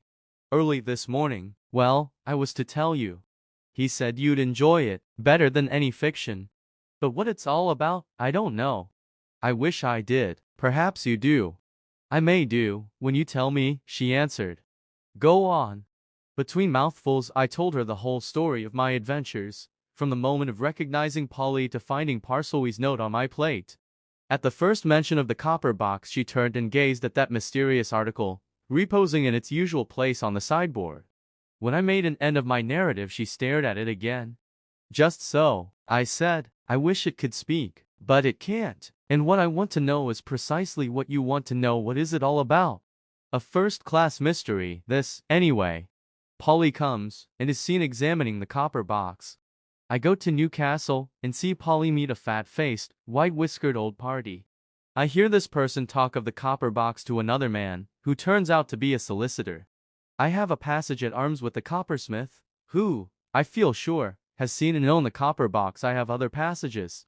I come home and tell Parselwee, and Parselwee flees in the night, leaving me in charge of. Thank you, but he'd far better have left you in charge of me, she said. And don't you forget it while he's away, I'm boss. Never mind what he said, and you've got to be as good and obedient as they make 'em. I countermand his order, so you're deposed by me. But I'm thinking. What about? I inquired meekly. She pointed her fork at the sideboard. The copper box, she answered. What else? I helped myself to more bacon and ate for a while in silent meditation. Perhaps it's bewitched, I observed at last. Sort of Arabian Nights business, you know. Don't be silly, she commanded. The more I think of it, the more I'm sure this is, or may be, a very serious affair. Now to begin with, the copper box wasn't always where it is, nor in this house at all. No, I said, inquiringly. She remained silent a moment or two, evidently reflecting. Then she turned to me with an air of confidence. As Jimmy put me under your charge, she said ingratiatingly, You told me just now that his orders were countermanded, and that you were boss, said I. Oh, well, you know what I mean, she answered. Anyway, as he said you were to tell me all about this extraordinary adventure, I suppose there's no reason why I shouldn't be equally straightforward with you. It seems to me that we're at a pass where frankness is advisable. Absolutely necessary, I should think, said I. Very well, she went on. I remember the copper box coming here. You do? I exclaimed. Ah, Jimmy, she continued, to give him the name by which I've called him ever since I was that high, is an eccentric person, very much more eccentric than you've any idea of. He has fits not in the medical or pathological sense, but fits all the same. They take various forms. One form is that of going off, all of a sudden, by himself the Lord knows where. As in the present instance, I suggested. To be sure, this, she said, is by no means the first time Tibby and I have been suddenly bereft of his presence. He departs, and no more's heard or seen of him until a reappearance as unexpected as his disappearance. And usually indeed, I suppose always when he returns he brings things with him. The thing is obvious, I remarked. He's been hunting for curiosities. Perhaps, but why in such secrecy? Part of the game. The more secrecy, the more pleasure. Human nature, antiquarian human nature. Well, about 12 or 15 months ago he was away like that, she said. I don't know where he'd been, he never tells. But when he returned the copper box was with him. He polished it up the night he came home. Of course, I admired it, equally, of course, I asked him where he'd got it. All he said was what he always does say, he'd just picked it up. Off the street, no doubt, or on the moor, or in an omnibus, or on a train. But that's Jimmy, and on the same occasion he brought back some half-dozen old books, very old, apparently rare books, about which I noticed a certain thing, though I never said a word to him about it. No good. What was the certain thing? The books are upstairs in his library. You may have seen them. In each there's a book plate with the coat of arms, and a legend exactly like those on the copper box. I've seen the books. I saw the coat of arms, too, said I. Odd, and significant. Why significant? Looks as if they'd all come from the same source. And he didn't tell you anything as to where he got these things? He never tells anybody anything as to where he gets things, never. He just brings them in and puts them down, somewhere, and that's all. However, the copper box disappeared for a while not so very long ago. I noticed that, and he vouchsafed to tell me that he'd taken it to be repaired by a man in Newcastle. Ah, I exclaimed, now I see some light. That man was Bickerdale, the coppersmith. Of course. I'd thought of that, already thought of it as soon as you told me of the Bickerdale episode. But what then? That's a very big question, I answered. What, then, indeed, but I think somebody is very much concerned about that copper box. Why, only heaven knows. This fatuous, white-whiskered old person, for instance. And that reminds me he'll turn up here this morning, sure as fate. What are we to say to him? Why say more than that the master is away? She asked. That won't satisfy him, said I. He's a pertinacious old party. And he's Sir Charles somebody or other, and he'll resent being treated as if he were a footman leaving cards. Let me suggest something. Well, what? She asked dubiously. We've got to be careful. We'll be careful enough, said I. Let's do this. If the old chap comes and he will let Tibby bring him up here. We'll receive him in state. You'll, of course, play the part, your proper part, of chatelaine. I, of guest. You'll regret that Mr. Parselwee is away from home indefinitely, and we'll both be warily careful to tell the old man nothing. But we'll watch him. I particularly want to see if he looks for, sees, and seems to recognize the copper box. Polly will have told him where it's kept on that sideboard. Now let's see if his eyes turn to it. He'll come, and before long. Good, she agreed. Now, suppose he gets cross-examining us. Fence with him, tell him nothing, I answered. Our part is Mr. Parselwee is away. We finished breakfast, the table was cleared, we waited, chatting, and before long a loud knocking was heard at the door of the turret. Tibby Muir, already instructed, went down to respond to it. Presently we heard ponderous footsteps on the winding stair. Tibby looked in, behind her loomed a large, fur-collar-coated bulk. There's a gentleman calls himself Sir Charles. Sir Charles, began Tibby. The bulk came forward, hat in hand. Allow me, my good woman, it said unctuously. It looked round in the subdued light of the old colored glass windows, and seeing a lady, bowed itself. Sir Charles Sparago, it announced. To call on Mr. Parselwee, Mr. James Parselwee. Mr. Parselwee is not at home, replied Madrasia. He is away on business. Sir Charles showed his disappointment. But he glanced keenly at Madrasia and bowed again, more politely than ever. Perhaps, he said, I have the honor of seeing Miss Parselwee. No, answered Madrasia. My name is Durham, I am Mr. Parselwee's ward. Sir Charles looked at me. I was purposely keeping myself in the shadowy part of the old room. It was darkish there, and I saw that he did not recognize me, though he had certainly set eyes on me at Newcastle and at Wooler. This young gentleman, he suggested. Mr. Parselwee's son, perhaps. No, said Madrasia, a visitor. Sir Charles looked sorry and discomfited. He fidgeted a little, nervously. Will you sit down, Sir Charles? Asked Madrasia. He sat down. He took a chair between the center table and the sideboard. He looked at Madrasia with interest and, I thought, with decided admiration. Thank you, he said. I deeply regret Mr. Parselwee's absence. I have heard of Mr. Parselwee as a distinguished antiquary. Oh, said Madrasia. Distinguished? Distinguished, cooed Sir Charles. Distinguished. Odd, remarked Madrasia. I thought he was only a dabbler. That's what he considers himself to be, I'm sure. Sir Charles waved a fat, white hand. Prophets, my dear young lady, are said to have no honor in their own country, he observed with a knowing smile. And your truly learned man usually considers himself to be a novice. What says one of my favorite poets? Knowledge is proud that he has learned so much. Wisdom is humble that he knows no more. Just so precisely. You are fond of poetry, Sir Charles? Suggested Madrasia. Eminently so, and of antiquities, assented our caller. And being in the neighborhood, in hearing of Mr. Parselwee, I did myself the honor of waiting upon him in the hope of being able to pay him my respects, and too. Just so, broke in Madrasia, so very kind of you. I don't think we were quite aware that my guardian's fame as an antiquary had spread, but he appears to be getting celebrated. You are the second person who has called to see him, on the same errand, within the last few days. The other, she continued, was a gentleman named Polly. Mr. Polly.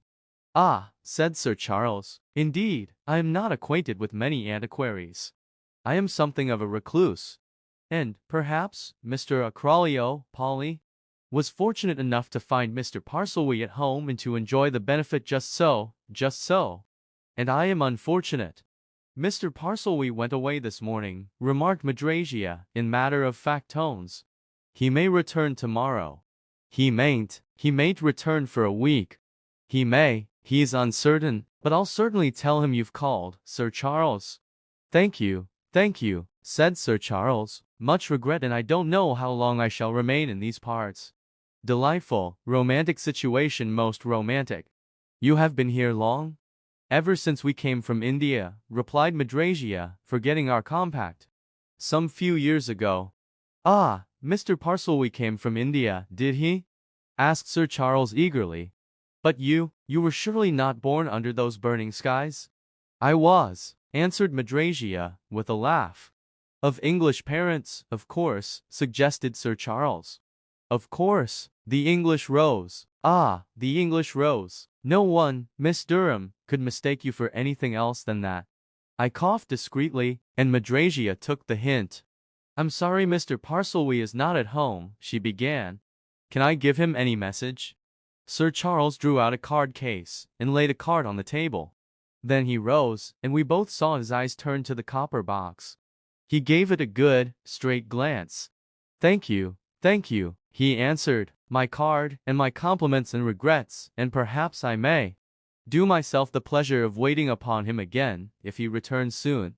I should much like to see his collections. Madrasia picked up the card. And you are staying, Sir Charles? She asked. For a day or two at the hotel at Wooler, he replied. After that, perhaps, for a few days in Berwick. The address at Wooler will find me, at any rate, during my stay in these parts. Letters would be forwarded. He was still looking at the copper box, and presently he became mendacious. What a truly beautiful old sideboard, he remarked, going nearer to that article of furniture. Mr. Parselby is, I see, a connoisseur in Chippendale work. He went nearer to the sideboard, but we both saw that he was not looking at it at all.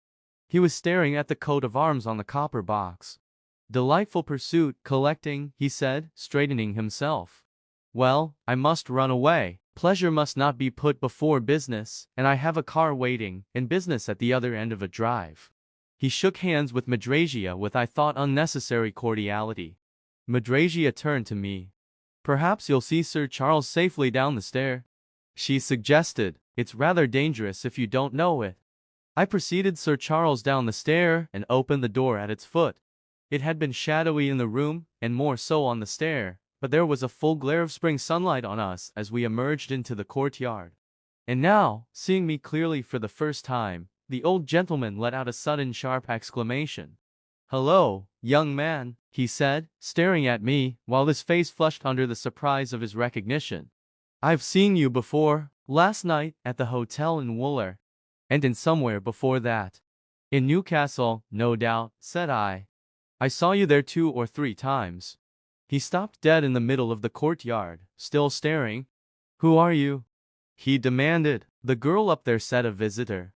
His bland manner and swift tone had gone now, and he was almost hectoring in his attitude.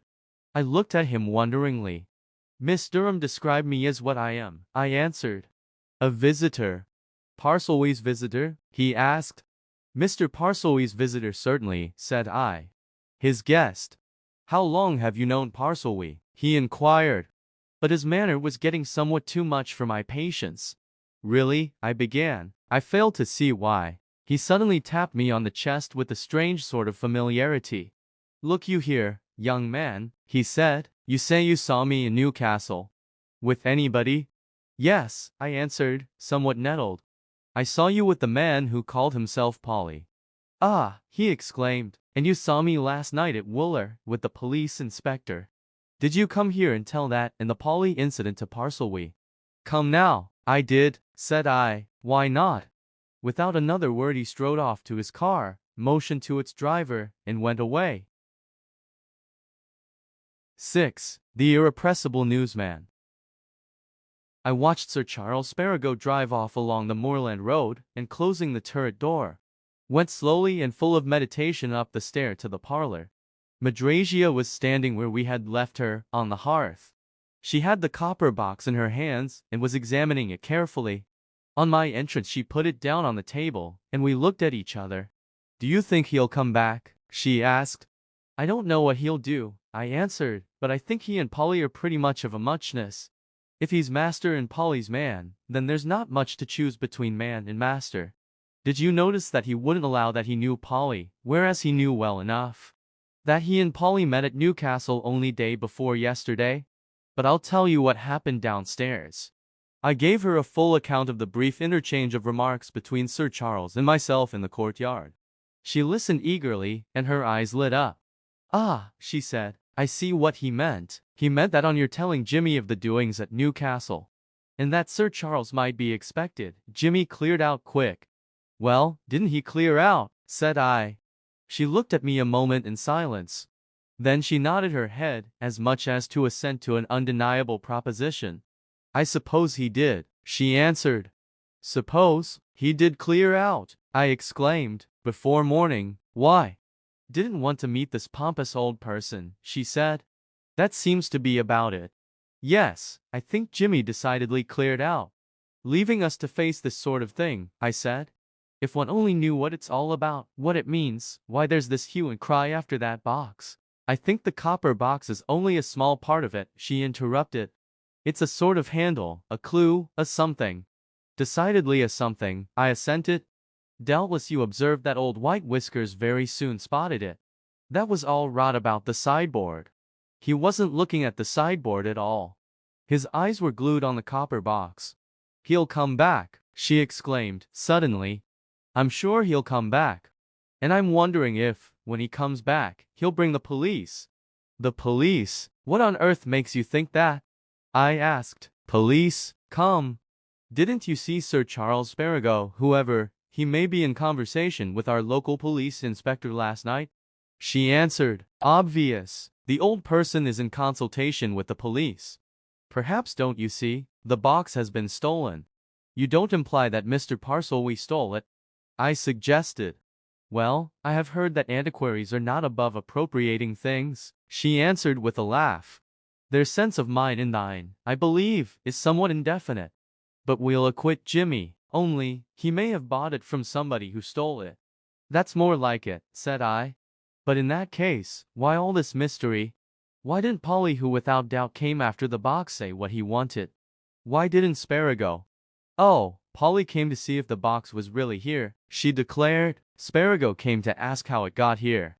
That's plain, to me, but what I want to know is, why such a fuss about it? And what I want to know is, what made Parselwee vanish? I said, that's much more of a mystery. Didn't you tell me that he seemed to know whom you meant when you described Sparago as Sir Charles? She asked. Very well. Sir Charles is somebody whom Jimmy knew years ago. And Jimmy doesn't want to meet him. Jimmy, as I have told you, is a queer man, an eccentric person. And I don't think he'll come home until Sir Charles Sparago has gone away. And I don't think Sir Charles Sparago will go away until he's seen Parselwee, said I. So there we are. Oh, well, does it matter very much? She asked. Aren't we going out this fine morning? We're doing no good here, staring at that wretched thing and speculating about it. Let's be off. But before we could make any move, Tibby Muir came into the room, looking very disapproving and sour of face, and presented Madrasia with another card. She became voluble. I've told him, and I've better told him, that the master's not at home, she declared, but he'll not take my word nor go away, and you must just deal with him yourself, Miss Madrasia. And if there's going to be this coming and going at the door all day long. Madrasia glanced at the card and passed it over to me. It was a printed card, and the lettering was meant to be impressive. Mr. Augustus Weech, Newcastle Evening Planet. Well, demanded Madrasia. I think I should see this gentleman, said I. Bring him up, Tibby, commanded Madrasia. Perhaps he'll be the last. What can he want? She went on, turning to me as Tibby grumblingly departed. A reporter? Newspaper chap of some sort, evidently, I said. And wanting news. But how does he come to know where to apply for news? And what news? We're only getting more and more fog-bound, she remarked. Wait till we hear what he's got to say. Perhaps he has some news for us. He's here. A sharp-eyed, alert, knowing-looking young person entered the room and made his bow. He was smartly dressed, evidently quite at his ease, and full of vitality. And his first proceeding was remarkable. As he straightened himself after doing obeisance to Madrasia, his eyes fell on the copper box. And without preface he pointed a long, slender forefinger at it. That's the identical article, he exclaimed. Sure. Then he looked round, saw me, grinned as if reassured by the sight of a fellow man, and turned again to Madrasia. Mr. Parselwee's not at home, I understand, miss, he said, affably. But you're Miss Durham, ain't you? I've heard of you. Now if I might sit down. He had dropped into a chair at the side of the table before Madrasia had had time to invite him thereto. Laying his hat by his side, he ran his right hand through a rather abundant crop of fair hair. His action seemed to signify a preliminary to business. I recognized that as soon as I walked in, he said, with another frank and almost childlike smile.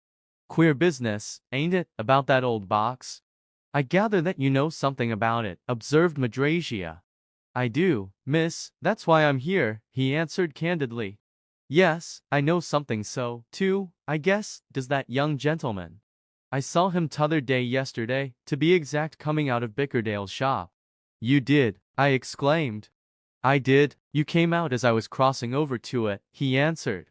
You made old Bickerdale jolly waxy, too, some way or other. You see, Bickerdale, he's my father-in-law. Madragia and I looked at each other. I think we both had the same thought, that our visitor looked very juvenile to be married. Oh, I said. Indeed? Yes, he continued. Been that for the last 3 years. A man of a queer and dour temper is Bickerdale. You set his back up yesterday, Mr. I don't know your name. My name is Cray, I replied. Mr. Cray, all right. Well, Mr. Cray and Miss Durham, or vice versa. If I'm to be polite, it's like this, he proceeded gaily. There's a mystery about that copper box, isn't there? I guess Mr. Parsley knows there is, but your old woman says he's away. Queer old party, that old woman, isn't she? A character, I should think. But if Mr. Parsley's away, you ain't. And I want to get at something, and to get at it, I don't mind telling what I know. Between ourselves, of course. Madragia and I exchanged another glance. Then we both sat down, one on either side of our loquacious visitor. What do you know, Mr. Weech? I asked, in my friendliest tone. Yes, said Madragia, it would be so kind of you to tell us that. Mr. Weech smiled, drumming his fingers on the crown of his hat. Well, he said, graciously, I'll tell you. Of course, I came to tell Mr. Parsley, but you'll do. And no doubt you'll be able to tell me something. Well, me first, then. As I said, I'm Bickerdale's son-in-law. I married his third daughter, Melissa. She's all right. Naturally, being in the relation I am to Bickerdale, I'm a good deal in and out of his place, go there Sundays, with the wife and kid. Now, not so very long ago, I was there one Sunday, and happening to go into his workshop for a smoke, my mother-in-law having a decided objection to tobacco in the parlor, I set eyes on that article, that very copper box. I was a bit taken with the engraved coat of arms and the queer motto underneath, and I asked Bickerdale where he'd got it. He told me that Mr. Parsley of Kelpie had brought it to him to be repaired. It had got slightly damaged by a fall and needed a coppersmith's attention. We talked a bit about it. Bickerdale said it had been made beaten copper, you know, at least 100 years, and was a very pretty bit of work. It had got a bulge in one side, and Bickerdale had to straighten it out, very delicate and gentle business. But he did it, and either Mr. Parsley fetched it away, or it was sent to him. Anyhow, there it is, that's the box. Mr. Weech gave the copper box a tap with his fingernail as if to evoke a confirmation of his words, and proceeded. Now, a bit can't say now how long exactly after the box had come back here. I was up at Bickerdale's one Sunday, and after dinner Bickerdale took me into his office. I say, he says, when we were alone. You remember that copper box that I was repairing, that you admired?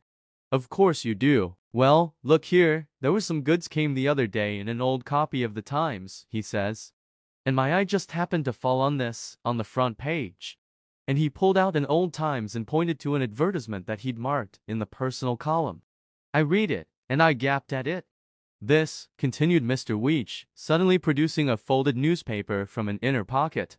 This is not the identical copy of the Times that Bickerdale had. This is another copy of the same issue. I got it as a back number for myself. Now, Miss Durham and Mr. Cray, you read that, and you'll be getting at a very good notion of what it is that I want to get out of Mr. Parsley. There, marked with red ink. He laid the newspaper on the table before us, and we bent over it, reading with feelings which, so far as I was concerned, rapidly became mixed. To 50 reward, 2 auctioneers, antiquarian and second-hand booksellers, buyers of rare books, etc. Missing, and probably stolen, from a well-known private library, the following scarce works.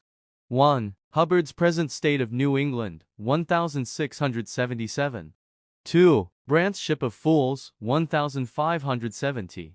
3. Burton's Anatomy, 1621. 4. Whole Works of Samuel Daniel, Esquire, in Poetry, 1623. 5. Drayton's Polyolbion, 1622. 6. Higden's Polychronicon, 1527. 7. Florio's Montaigne, 1603. Each of these copies, all extremely scarce, contains a book plate of which the following is a full description. Here followed a technical account, heraldic in detail. Also missing, and probably stolen at the same time, an antique box of beaten copper, on the front of which is engraved the coat of arms and legend particularized in the foregoing description. It is probable that these properties will be offered to well-known collectors, here or abroad. The book plates may have been removed. The above-mentioned reward of 250 will be paid to any person giving information which will lead to their recovery. Such information should be given to the undersigned. Sparago, Chillingly, and Watson, solicitors. 3. Friars Pavement, Medminster. I took matters into my own hands on reading this. First nudging Madrasia's elbow to give her warning that I was about to do something requiring delicacy and diplomacy, I turned to Mr. Weech. "That's very interesting," said I. "And curious. Or perhaps you'd like a little refreshment, Mr. Weech, after your journey? A whiskey and soda, now." "Well, thank you," he answered, readily, with a glance at the sideboard. "It wouldn't come amiss, Mr. Cray. I hired a push bicycle at Wooler, but, my word, it wasn't half a job shoving the old thing over your road some part of the way, at any rate. Cruel." I gave him a good stiff mixture and put a box of biscuits at the side of his glass. Then I got Madrasia's attention once more, and, holding the Times in my hand, turned to the door. "Just excuse Miss Durham and myself for a few minutes, Mr. Weech," I said. "We'll not keep you long." Outside the parlor, and with its door safely shut on our visitor, I looked at Madrasia, who, in her turn, looked inquiringly at me. "Come up to the library," I whispered. "Those books." "Yes," she answered. "I thought of that." We stole up the stair, for all the world as if we were going to commit some nefarious deed, and into the room wherein Parselwee kept his various and many treasures. Within 5 minutes we had satisfied ourselves, and stood looking questioningly at each other. We had reason. The books specified in the advertisement were all there.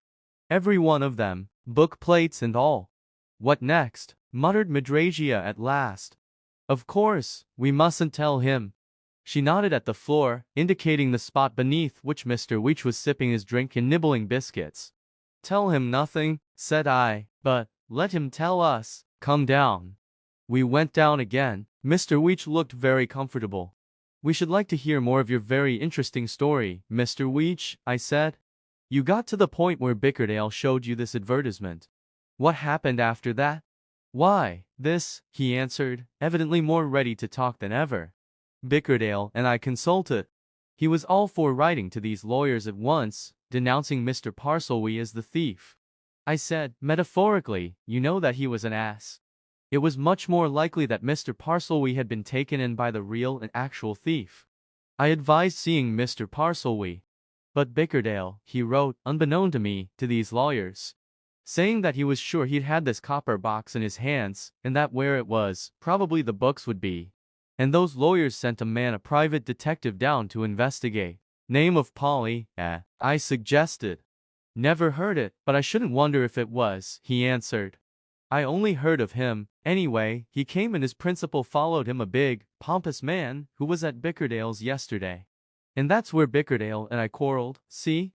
Not quite, I replied. How, and why, did you quarrel? Because Bickerdale, for some queer reason or other, suddenly shut his mouth after that fat old party had been, and wouldn't give me one scrap of information, answered Mr. Weech, with a highly injured air. Dead silence on his part, Flat refusal. That was after I saw you leaving him. Absolutely refused to tell me one word about what was going on. Me, his son-in-law, and more than, for that's where the shoe pinches, a pressman. Ah, I exclaimed, seeing light at last. I see, you want to make what they call a story of it. What else? He answered, with a knowing wink. What do I suppose I'm here for? I don't believe Mr. Parselwee, I've heard of him. Many a time stole that blessed box, not I. But there's romance, and mystery, and what not about the whole thing, and I want to work it up and make a live column, or a couple of 'em, out of it, and so I came to the Fountainhead, and Mr. Parselwee's away, worse luck. Now, can you tell me anything? We got rid of Mr. Weech by promising him faithfully that on Mr. Parselwee's return we would tell him all that had transpired, and would entreat him to favor our visitor with his exclusive confidence.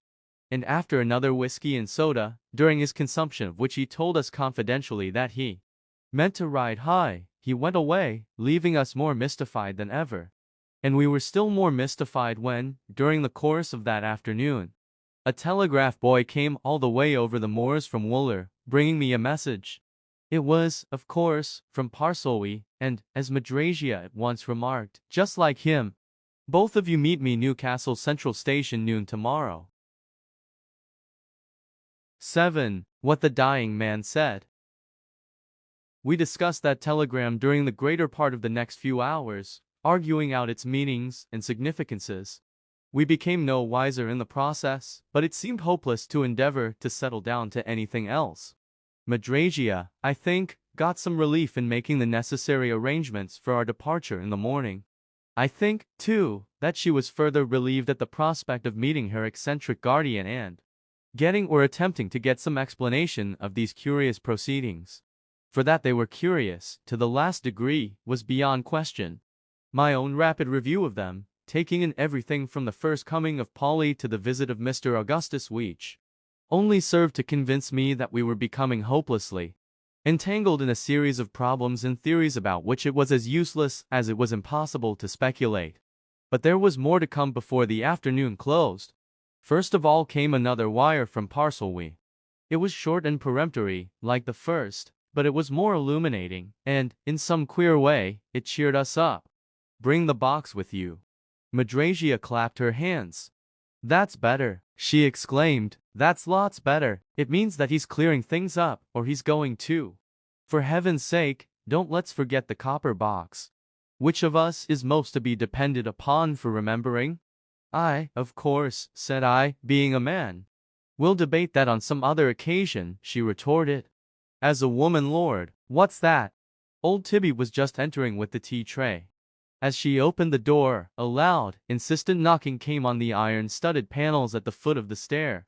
Tibby groaned and almost dropped her tray, and Madrasia turned appealingly to me. We're all getting nervous, she said. Will you run down?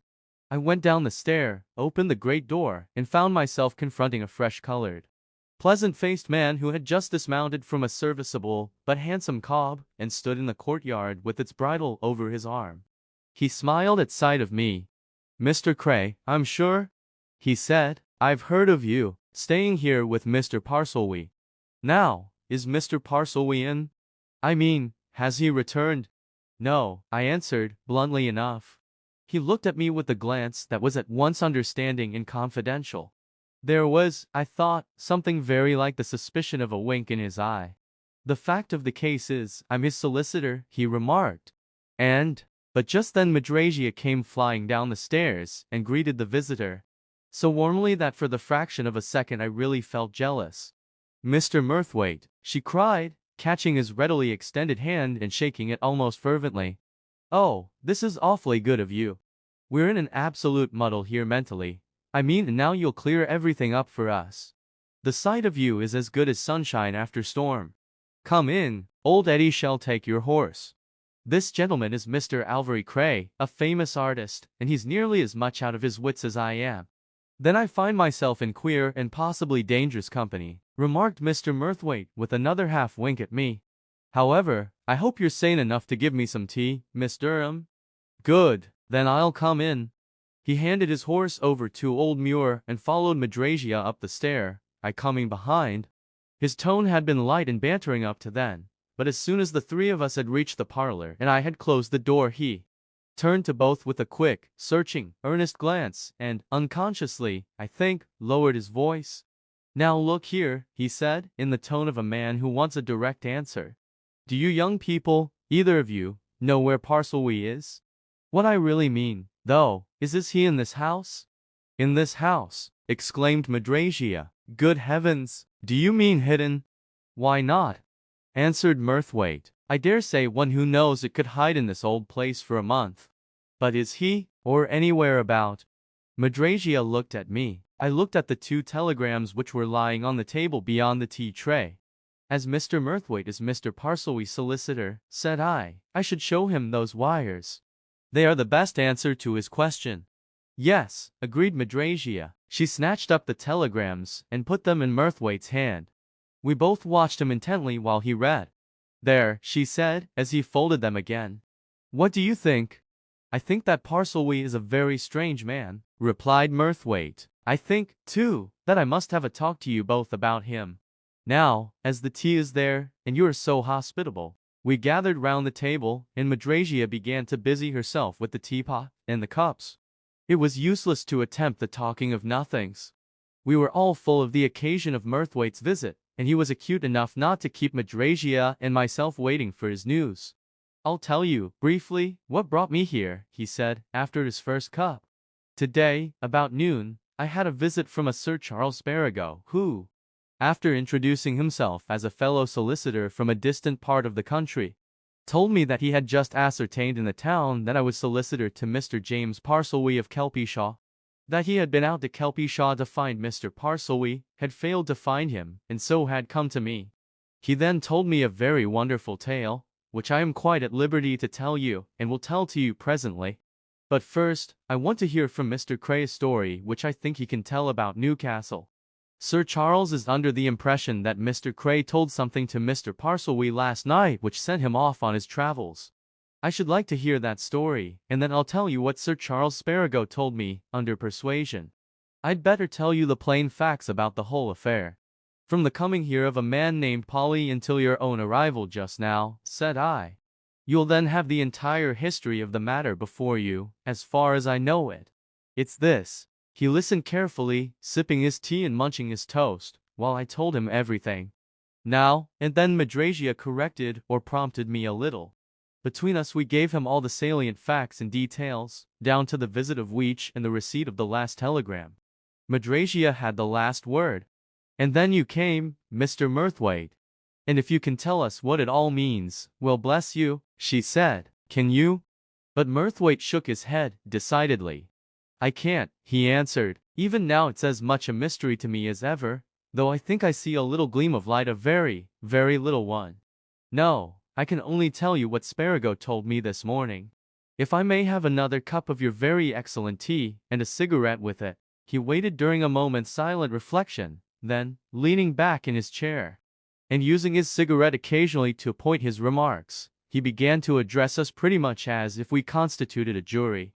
"The firm of which Sir Charles Sparago is senior partner," he said, "has for many years acted as legal advisers to a very ancient family in the Midlands, the Paukeneys of Paukeney Manor, whose coat of arms you see on the now famous copper box on that sideboard, complete with its curious legend, or motto.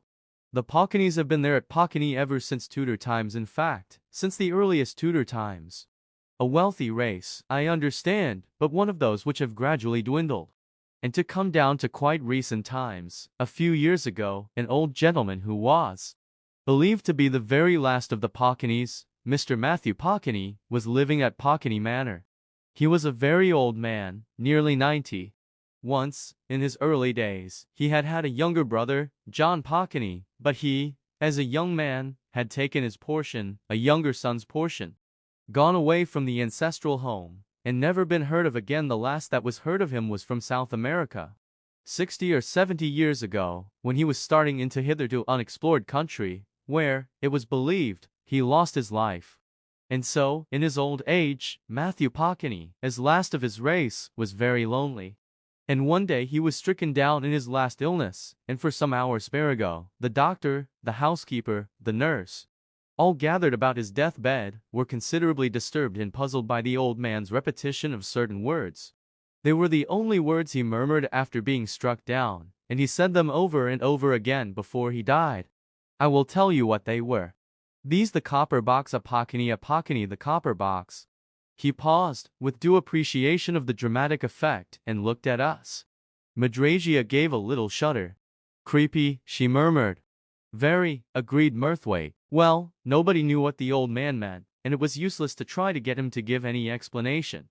But when he was dead, the old housekeeper, after much cudgelling of her brains, remembered that in a certain cabinet in a certain corner of the library there was a small box of beaten copper which she had seen Matthew Paukeney polish with his own hands in past years. She and Sparago went to look for it. It was gone. Sparago had the house searched from top to bottom for it. It was not in the house. That copper box had been stolen, and there it is, on Parcelwee sideboard, here in Northumberland. That is fact. Fact. He paused again, and we kept silence until it pleased him to go on. How did it get here? Or, rather, since nobody but Parcelwee knows that, we can only deal with this. How did Sparago find out that it was here? Mr. Cray has just told me one side of that, I can tell another. When Sparago found that the copper box had been undoubtedly stolen, he had a thorough examination made of the contents of the library, and checked by a printed catalogue kept there, for the library is famous. Then he found that several rare and valuable old books had disappeared with the copper box. Then he advertised. You know the rest. Parcelwee had taken the copper box to Bickerdale. Bickerdale saw Sparago's advertisement, and so on. And now, when Polly, as Sparago's advance agent, and then Sparago himself, turn up to ask a direct question as to how he became possessed of the copper box, why does he run off? Happening to know him, said Madrasia quickly, I can answer that. For good and honest reasons of his own. As his friend and solicitor, remarked Murthwaite, I say amen to that. But why not have given some explanation? But it was time for me to step in there. Mr. Murthwaite, I said, neither Polly nor Sir Charles Sparago asked for any explanation. Sparago, of course, never saw Mr. Parcelwee. Polly came here as a mere spy. Yes, he interrupted, but what I really mean is, why didn't he give some explanation to you? To me, I exclaimed. Why to me? Because you were the only person who knew the, shall we say, immediate facts of the case.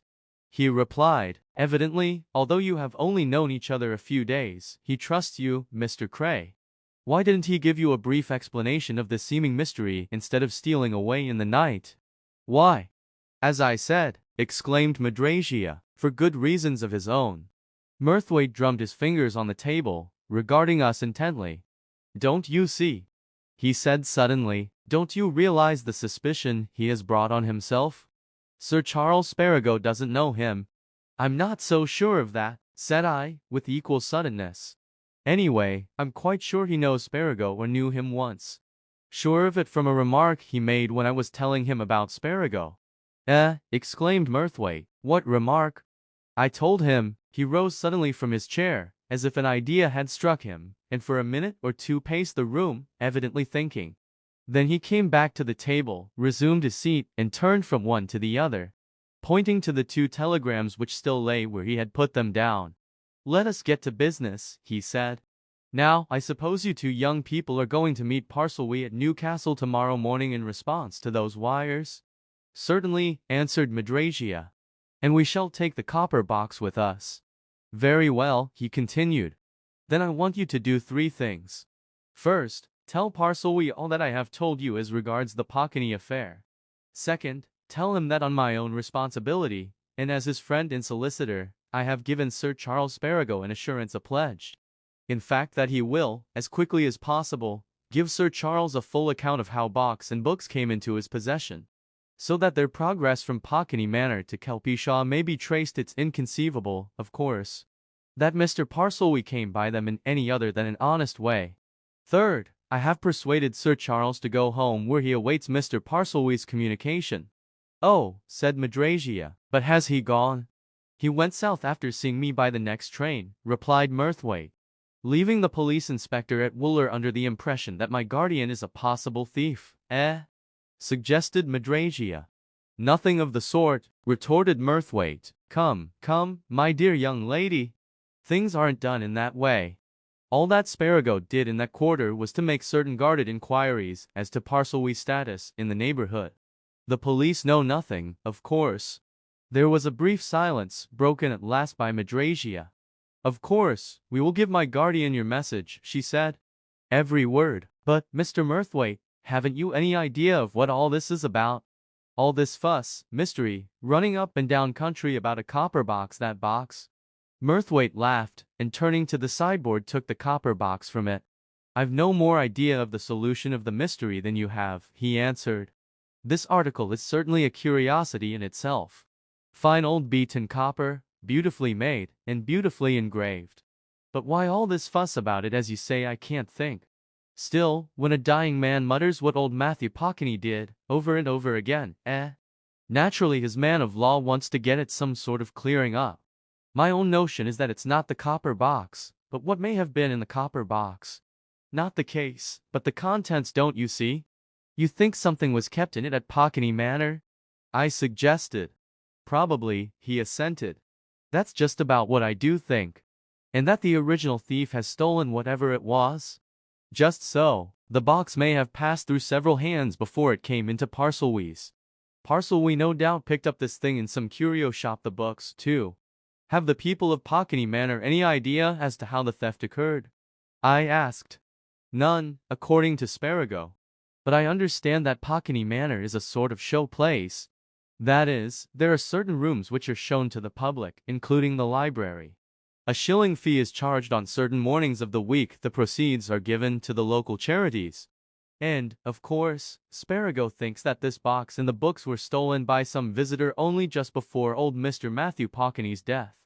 So there we are. All that's wanted now is a few words from Parselwee. He then said he must go, and presently we went down the stair and out into the courtyard with him. Old Eddie brought out the cob. With his hand on its bridle, Murthwaite turned to Madrasia. Now just get Parselwee to come straight back and tell me all about it so that I can write to Sparago and clear up the mystery, he said. Tell him all I have said, and that he must come at once. But Madrasia was beginning to show signs of a certain mutinous spirit. Well, tell him every word you've said, and all about Sparago coming here, and Weech coming, too, she answered. But, you know, Mr. Murthwaite, you're completely ignoring something, lawyer though you are. What? He asked, with an amused laugh. That my guardian would never have gone away, never have wired for Mr. Cray and myself. Never asked that the copper box should be brought to him, unless he had very good and strong reasons, she answered. Do you think he's playing at something? Rot, the whole thing's much more serious than you think. Murthwaite looked from her to me. That your opinion, too, Mr. Cray? He asked. It is, said I, my absolute opinion. He shook hands with us and got into his saddle. He bent down for a last word. Never been so curious about a matter in my life, he said, but it must end. Then he rode off across the moor and disappeared. And next morning Madrasia and I journeyed to Newcastle, she carrying the copper box, neatly tied up and sealed. Our train ran in at the very time at which we were to meet Parselwee. But we saw no Parselwee. We stood staring around us until a man in the livery of a hall porter came along, eyeing us closely, and stopped at my side. Beg pardon, Sir Mr. Cray, sir? Just so, Sir Mr. Parselwee's compliments, and will you and the young lady join him at lunch in the hotel? This way, sir. 1 minute past midnight. We followed Parselwee's messenger across the platform to the hotel in a state of mute obedience, being, as Madrasia remarked afterwards, resigned by that time to anything that Parselwee did or commanded. But I think hunger had something to do with our meekness. We had breakfasted early, and had had nothing since, and as far as I was concerned the thought of this hotel, and its excellent fare already known to me, was by no means unwelcome. I turned instinctively towards the coffee room as we entered, already anticipating its pleasures more than my meeting with Parselwee. But our guide steered us away from it.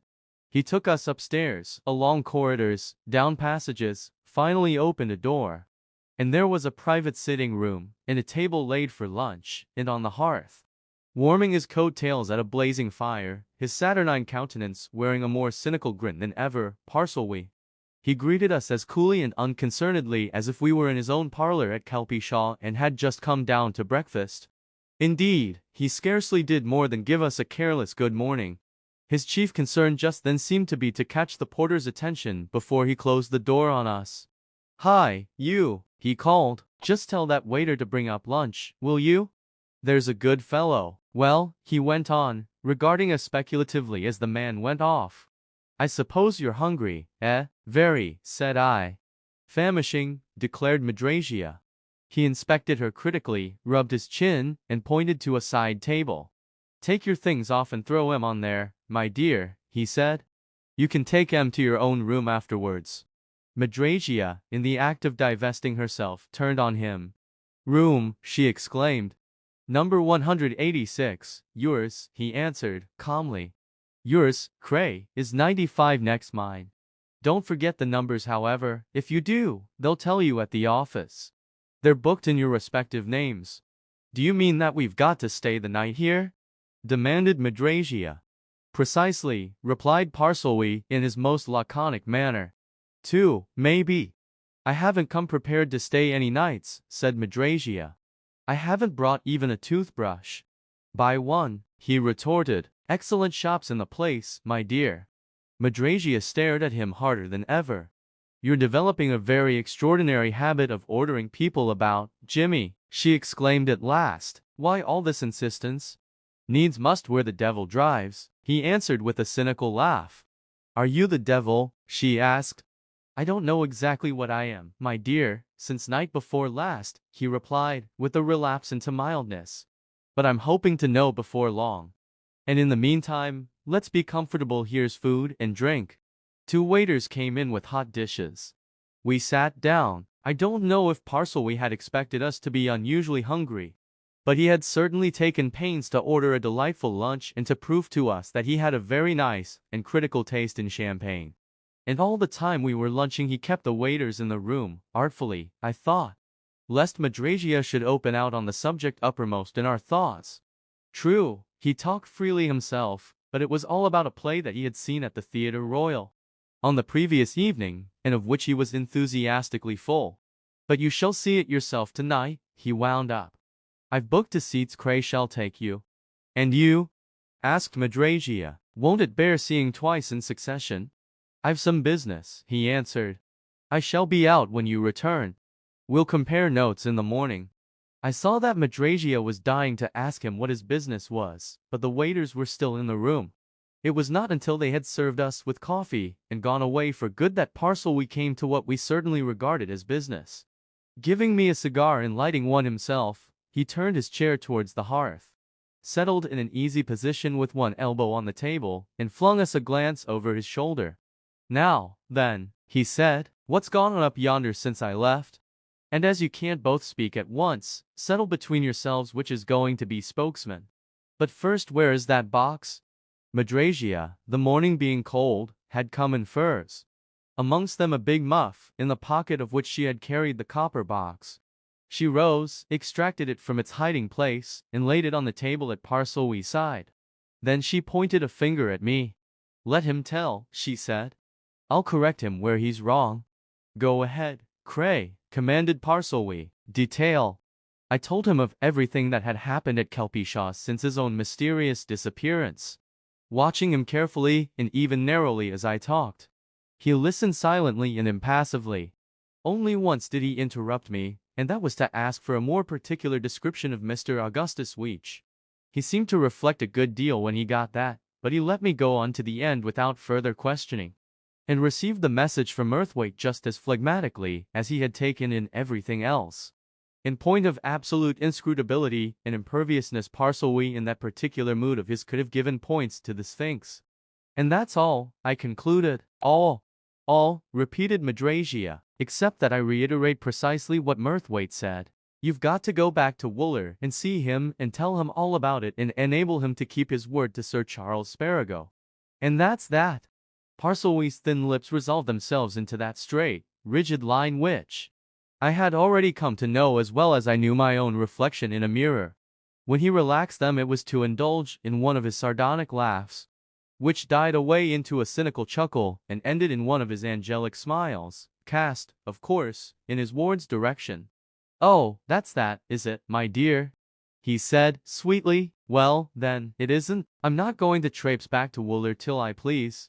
I'm not going to suit the convenience of either Charlie Sparago or Jackie Murthwaite till I please. I reckon I know my own business as well as the next man, and I shall just carry it out as I please. And if you want me to indulge in modern slang, that's that. And it all means that you know a great deal more than you've let out, exclaimed Madrasia. He treated us to another of his sardonic bursts of laughter at that. I'm not aware that I've let out anything at all, my dear, so far, he retorted, and I've no intention of doing so until you please, said Madrasia. Precisely. More mystery, Really, Jimmy, for a respectable elderly gentleman. He laughed again, throwing up his head as if he enjoyed being scolded, rose from his chair, and, standing on the hearth with his hands in his pockets, looked from one to the other of us as if he enjoyed seeing us wonder. Suddenly he drew one hand out, full of money. There was gold in those days. Plenty of it, and we had a fistful. He held it out to Madrasia. "Go and buy a toothbrush," he said. "You know the town, go and do a bit of shopping. Better get all you want, didn't I say we might be 2 nights? Go and amuse yourself, my dear, and leave mysteries alone. There are no mysteries to me, anyway." He thrust the money into her hands, stood smilingly by while she put on her furs, and when she had gone, turned to me with a laugh. "Trust a woman for making the most of a mystery, Cray," he said. "If there isn't one, she'll invent one." "Is there no mystery in this matter, then?" I asked. "It seems to me that there's a pretty handsome one. But evidently not to you. You're in the inside of things, you see, Mr. Parselwee." Well," he answered, "I dare say I see the game from another angle. However, I'm not quite so thick-headed as not to realize that what's pretty plain to me mayn't be at all plain to other folk, and I'm going to let you into a bit of my confidence. Come downstairs to the smoking room, and we'll have these windows open. This room's got a bit stuffy." He rang the bell and gave some orders about ventilating the room, and about having some light supper laid there for 11 o'clock that evening in readiness. He said in an aside to me, for our return from the play, and then led me down to a quiet corner of the smoking room. And there, having first lighted another cigar, he proceeded to divest the copper box of the neat wrappings in which Madrasia had carried it from Kelpishaw. He set it on the little table before us, and we both stared at it. He, in particular, stared at it so hard that I began to think the mere sight of the thing was hypnotizing him. Suddenly he started and began to fumble in his waistcoat pocket. He muttered, more to himself than to me, "I shouldn't wonder if it is so." With that he pulled out of his waistcoat pocket a tiny foot rule, ivory, in folding sections, and, opening the copper box, measured its interior depth. Then he measured the exterior depth, and turned to me with one of his dangerously sweet smiles. "The devil!" he exclaimed. "Cray, there's a false bottom to this box. I've been suspecting that for the last half hour, and by all that is, it's true." I was beginning to get excited, and I stared at the box as hard as he had done. "You make that out by measurement?" I asked. "Precisely. There's a difference of 1/4 of an inch between the interior and exterior depths," he replied. "That means there's the very slightest of cavities, but ample to conceal what?" "Nothing much, I should think," said I. "No, but I've heard of very important and fateful things going into small compass," he remarked. "Anyway, there it is. You can't get away from the measurements. There's a space there, and there'll be some trick of opening the thing from the bottom, probably connected with these feet." He pointed to the 4 circular knobs on which the copper box rested, but made no attempt to touch them. His thoughts seemed to be otherwhere. And after thinking a little, he suddenly turned to me confidentially. "I told you I'd tell you something," he said. "You're a dependable chap, Cray. I showed that by leaving the girl in your charge. She likes you, too, and I suppose you 2 young people will fall in love with each other. If you haven't done so already, and if you have, my lad, all right. You'll make a big name in your art, but never mind that. I'll tell you a bit about this box. Not how it came into my possession. The time for that is not yet. But when I did get it, it was locked, and I had no key to it, and never bothered to get one found or made. When it got a wee bit damaged, I took it to Bickerdale, here in this town, and asked him to put it right. He was a bit wary of dealing with it, but said he knew a man who would, so I left it with him. And, incidentally, asked him, while they were about it, to have it unlocked. And now, Cray, now I think that while it was in Bickerdale's hands, or in the other man's hands, something was abstracted from that box, something that I never knew was in it. Abstracted then, unless—" He paused, making a queer, speculating grimace. "Unless what?" I asked. He leaned nearer to my shoulder, dropping his voice, though there was no one at all near us. "Unless it was abstracted at Kelpishaw yesterday, by that chap Weech," he replied. "Weech, Augustus, what a name!" "Weech," I exclaimed. "By him, impossible." "And why impossible, my lad?" he asked. "No impossibility about it. Didn't you tell me just now, upstairs, while you were giving your account of all that had transpired, that you and Madrasia went up to my library to compare the titles of the books in the Times advertisement with certain volumes on my shelves, leaving Master Augustus Weech alone with the copper box in front of him? Of course. Good heavens, I exclaimed. I certainly never thought of that. No doubt, he remarked coolly. But I did. However, now we come to another matter, though connected with the main one. I have business tonight which, I hope, will illuminate me as to if anything was in the box or has been abstracted from it since. By which and I want you to do 2 or 3 things for me, chiefly in the way of looking after Madrasia. We'll dine early, to begin with. Then you can take her to the play. Here are the tickets while I remember them. When you come back, you'll find a bit of supper in that private sitting room. Before you go, I shall tell Madrasia that I may be very late in coming in, so after supper she'll go to bed. Now comes in a job for you. I want you to wait up in that sitting room until 12 o'clock midnight. If I'm not in by exactly 12 here, he paused and produced a sealed envelope which he placed in my hand. Put on your overcoat and take that round yourself to the police station. It's not far off. Ask to see a responsible person and hand it to him. Do you understand? Every word, said I. But police? Do you anticipate danger? Not so much danger as difficulty, though I won't deny that there may be danger, he answered.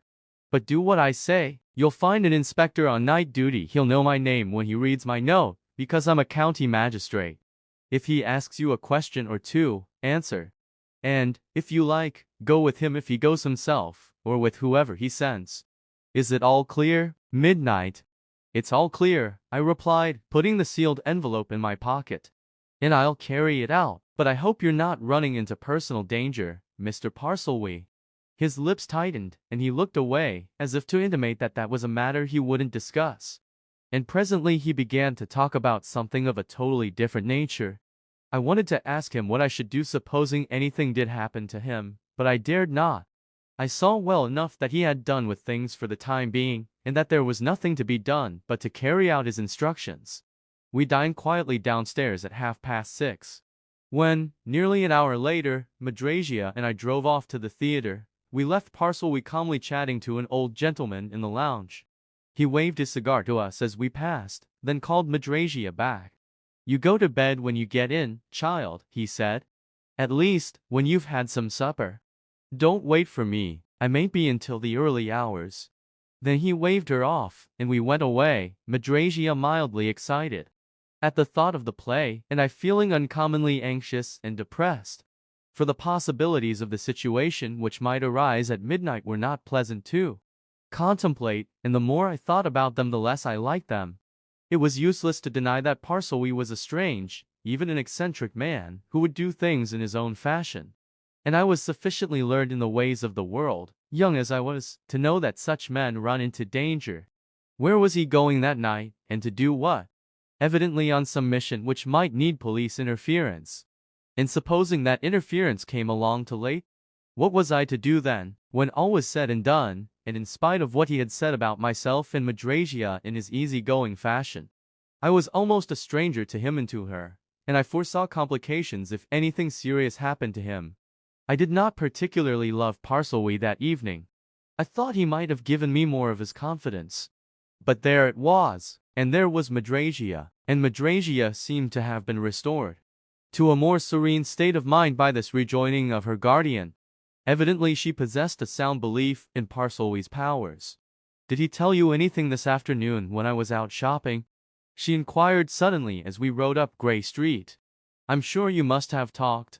Well, I answered, a little. He thinks the copper box has a false bottom, a narrow cavity in it, and that something has been concealed there and stolen from it, possibly by our friend Weech. Weech, she exclaimed. When we left him alone with the box while we went up to the library, I replied. Of course, that's possible if Weech knew the secret. This seemed to fill her with new ideas. I wonder, she said, musingly, and is that what he's after, here, in Newcastle? Something of the sort, I assented. At least, I gather so. You know what he is better than I do. She sat for a time in silence, in fact, till the cab drew up at the theater. Then she spoke. "There's one thing about Jimmy," she remarked, reassuringly, "nobody will get the better of him. So let him work things out."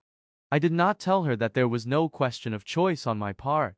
We saw the play which Parcel had commended so highly. We went back to the hotel. We had supper together, then Madrasia went off to her room. And it was then 20 minutes to 12, and I sat out every one of them. Waiting, watching the door, listening for a step in the corridor without. But Parcel did not come. And at 1 minute past 12 I seized my overcoat and cap and left the room. 9. The Whitesmith's Parlor. There were few people about in the big hall of the hotel, but amongst them was the principal hall porter, who, as I came there, appeared to be handing over his duties to his deputy for the night. An idea occurred to me, and I went up to him, drawing him aside. "You know Mr. Parselby?" I asked. "Mr. Parselby, sir? Yes, sir," he answered. "Have you seen him go out this evening?" "Yes, sir. Mr. Parselby went out just about 11, sir, not many minutes before you came in with the young lady." "You haven't seen him come in again?" "Not yet, sir, not been in since then." I nodded, and went out into the street. So Parselby's business, whatever it was, had been fixed for a late hour, after 11. He might have gone with us to the theater, then.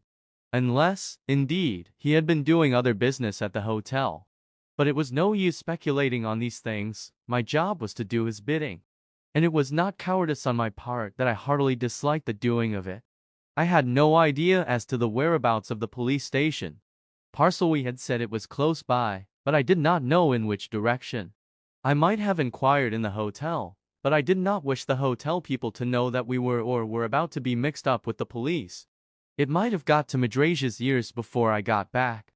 There were still people in the streets. I could ask my way. And just then, as I might have expected, a policeman came round the corner and at my question directed me.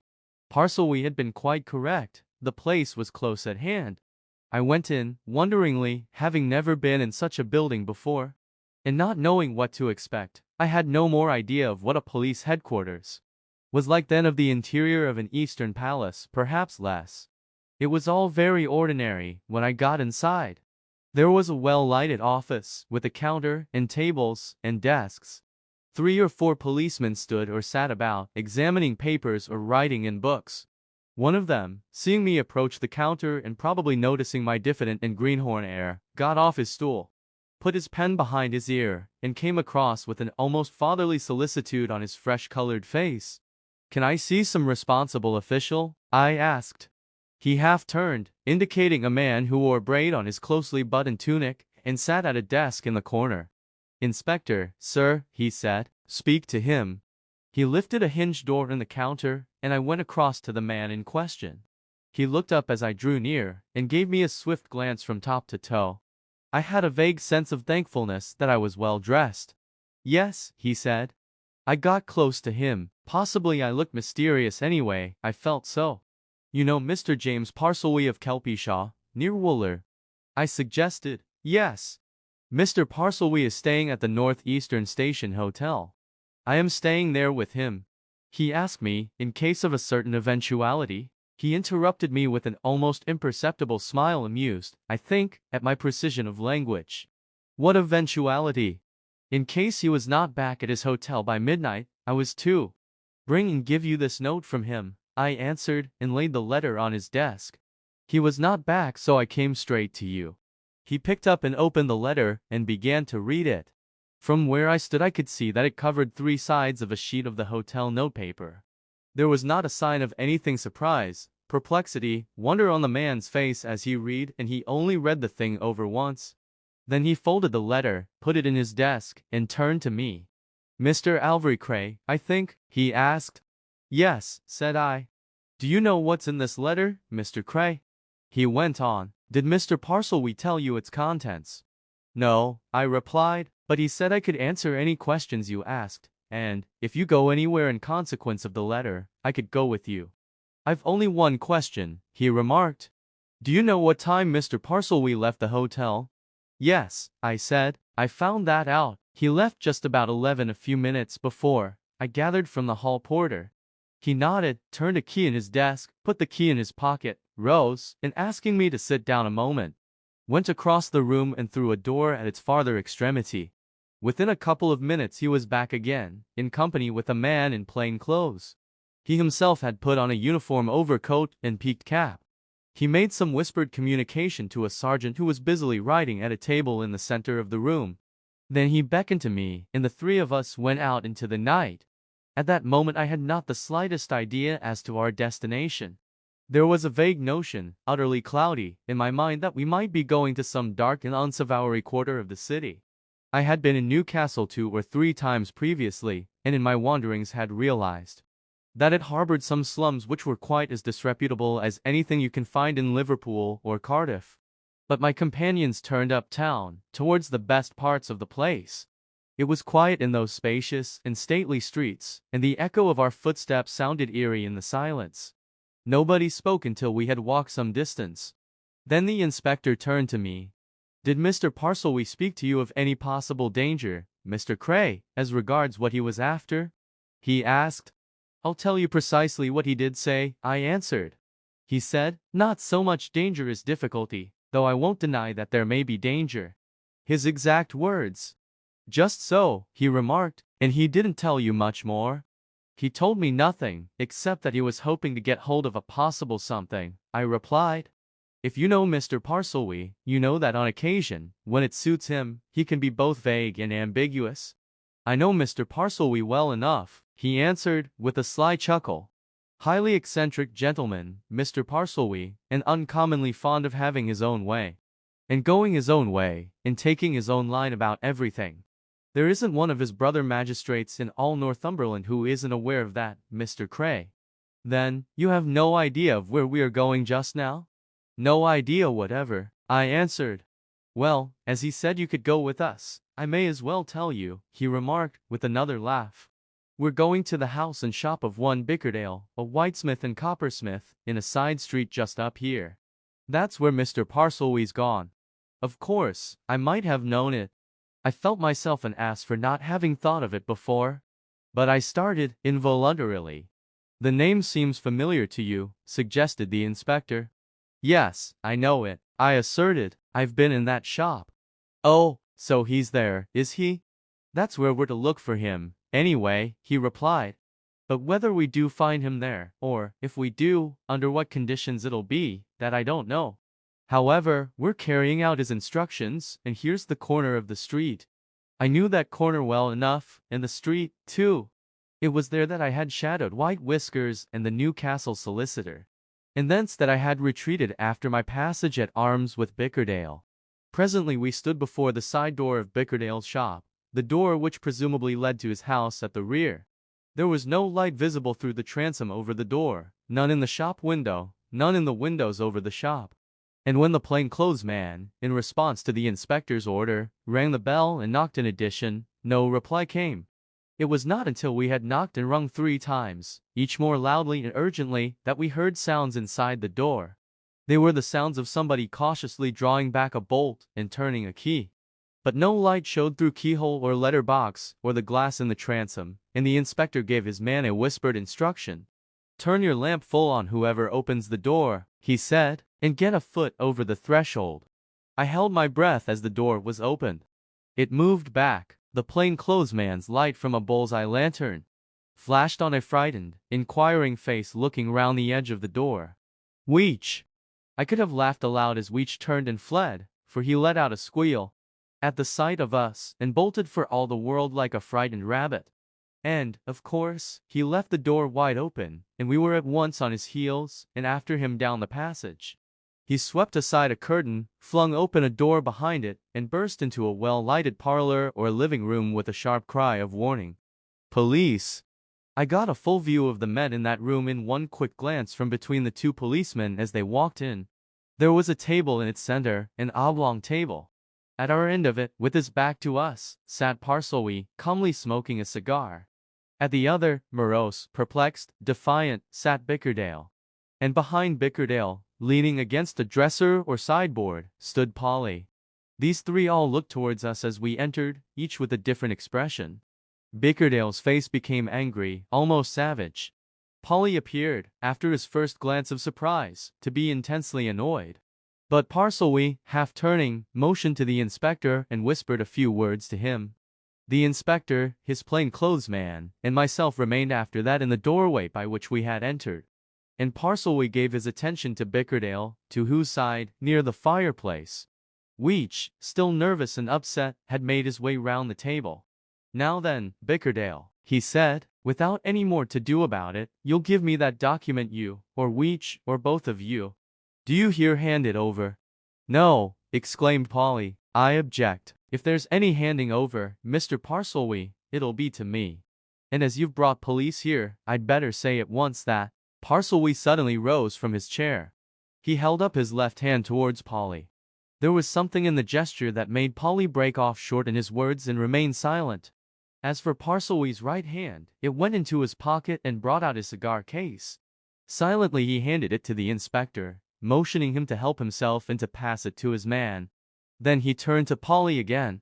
"Mr. Polly," he said in his most matter-of-fact tones, "it's very evident to me that you and I had better have a little conversation in strict privacy. Bickerdale, where have you a spare room?" Bickerdale turned to Weech, growling something that sounded more like a curse than an intimation. But Weech opened a door in the rear of the room and revealed a lighted kitchen place, and Parselby, motioning Polly to follow him, went within. The door closed on them. They were in that kitchen a good half hour. As for those of us 5 men who were left in the sitting room, we kept to our respective camps. Bickerdale and Weech, at their end of the place, hung together, eyeing us furtively, and occasionally whispering. Weech in particular looked venomous, and by that time I had come to the conclusion that he had bluffed Madrasia and myself very cleverly on the occasion of his visit to Kelpyshaw. As for the inspector and his man and myself, we sat in a line, on 3 very stiff-seated, straight-backed chairs, smoking Parselby cigars, for lack of anything better to do, and watched and waited. Only once during that period of suspense did any of us speak. That was when the inspector, happening to catch my eye, gave me a quiet whisper. "Queer business, Mr. Cray," he said. "Odd." "Very," said I. He smiled and looked round at his man. But the man was one of those stolid-faced individuals who seem as if nothing could move them. Also, he appeared to be relishing Parselby's cigar. With this in one corner of his lips he sat immovable, watching the door through which Parselby and Polly had vanished. I think he never took his eyes off it.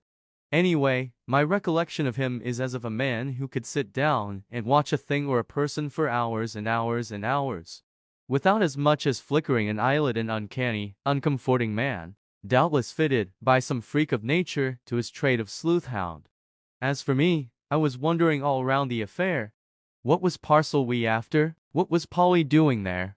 Who was Polly, anyway? Why, at that juncture, when his reinforcements had come up, did Parselby want to parley with Polly?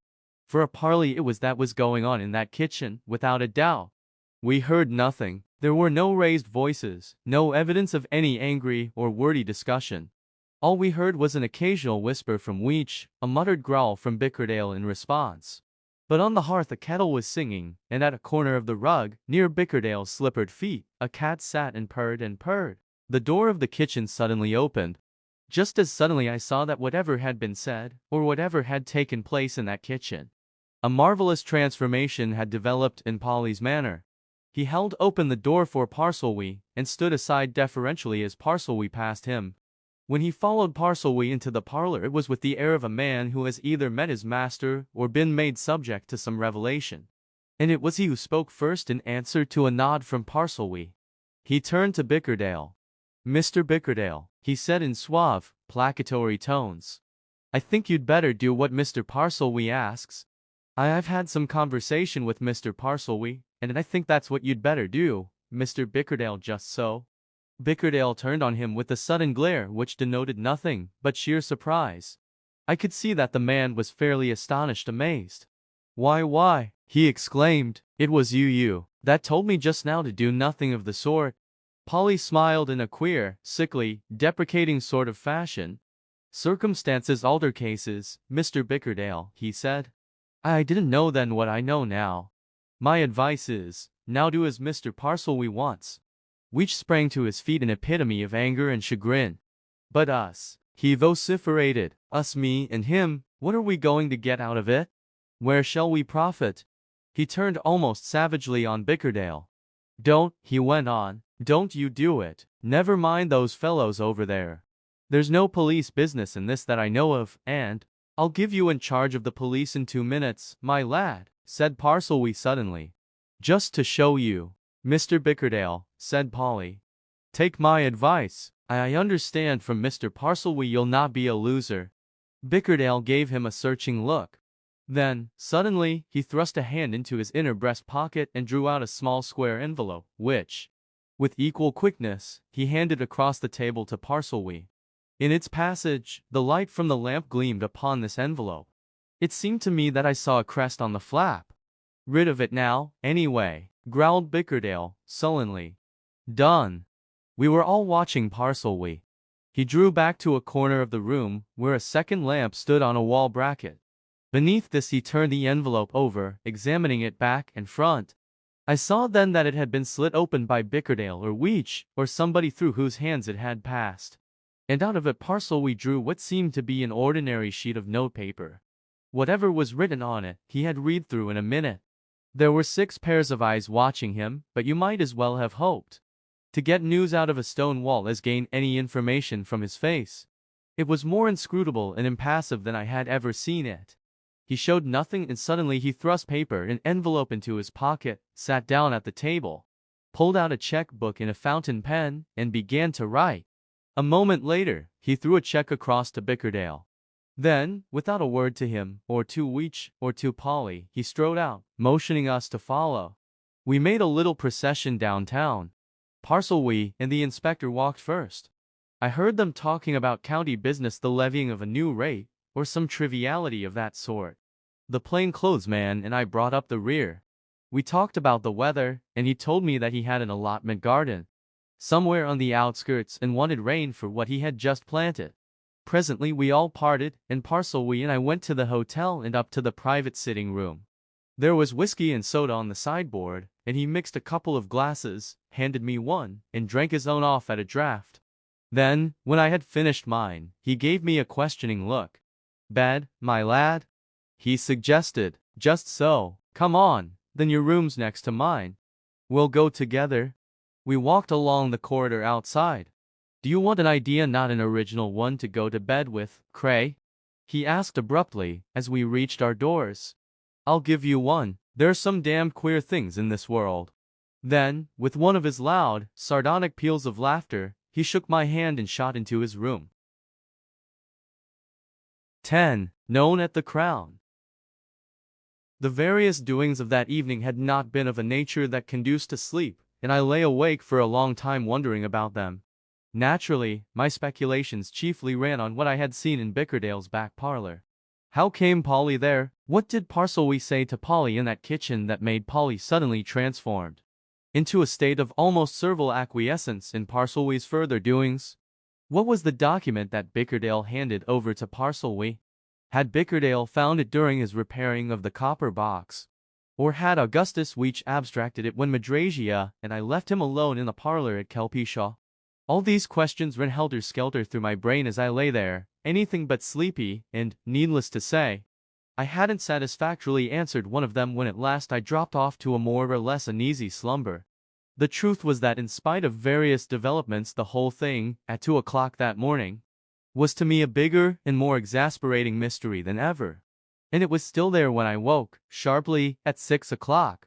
So much so, indeed, that I felt as if I should like to march into Parsley's room next door, shake him out of his no doubt sound sleep, and tell him that he'd got to make a clean breast of things, there and then. As I knew no man in the world less likely to be forced into confession until such time as he chose to speak, I took another course to calm my perplexed state of mind. I rose, shaved, dressed, and going downstairs, went out into the big station.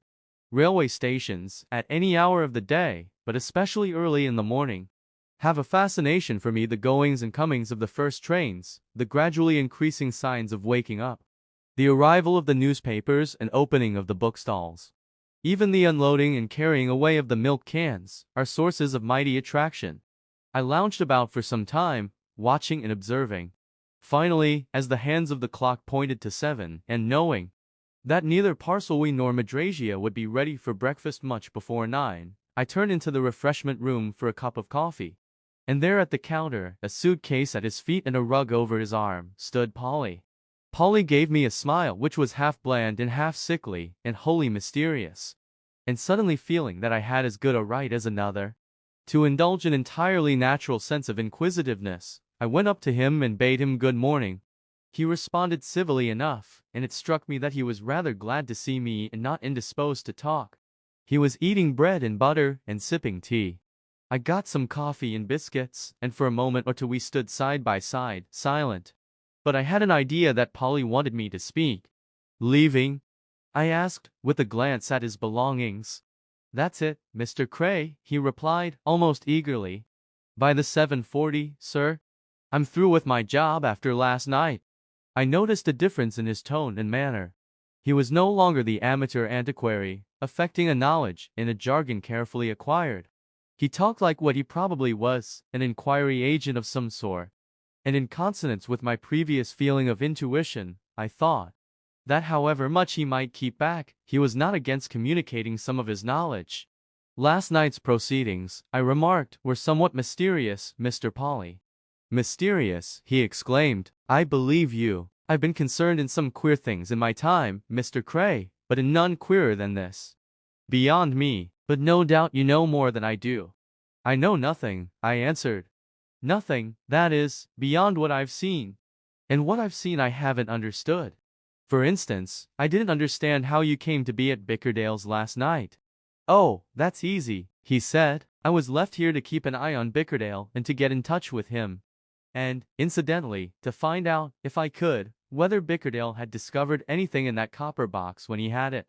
"Did anybody suspect that something might have been concealed in the copper box?" I asked. "To be sure, Mr. Cray. Sir Charles Sparago does suspect.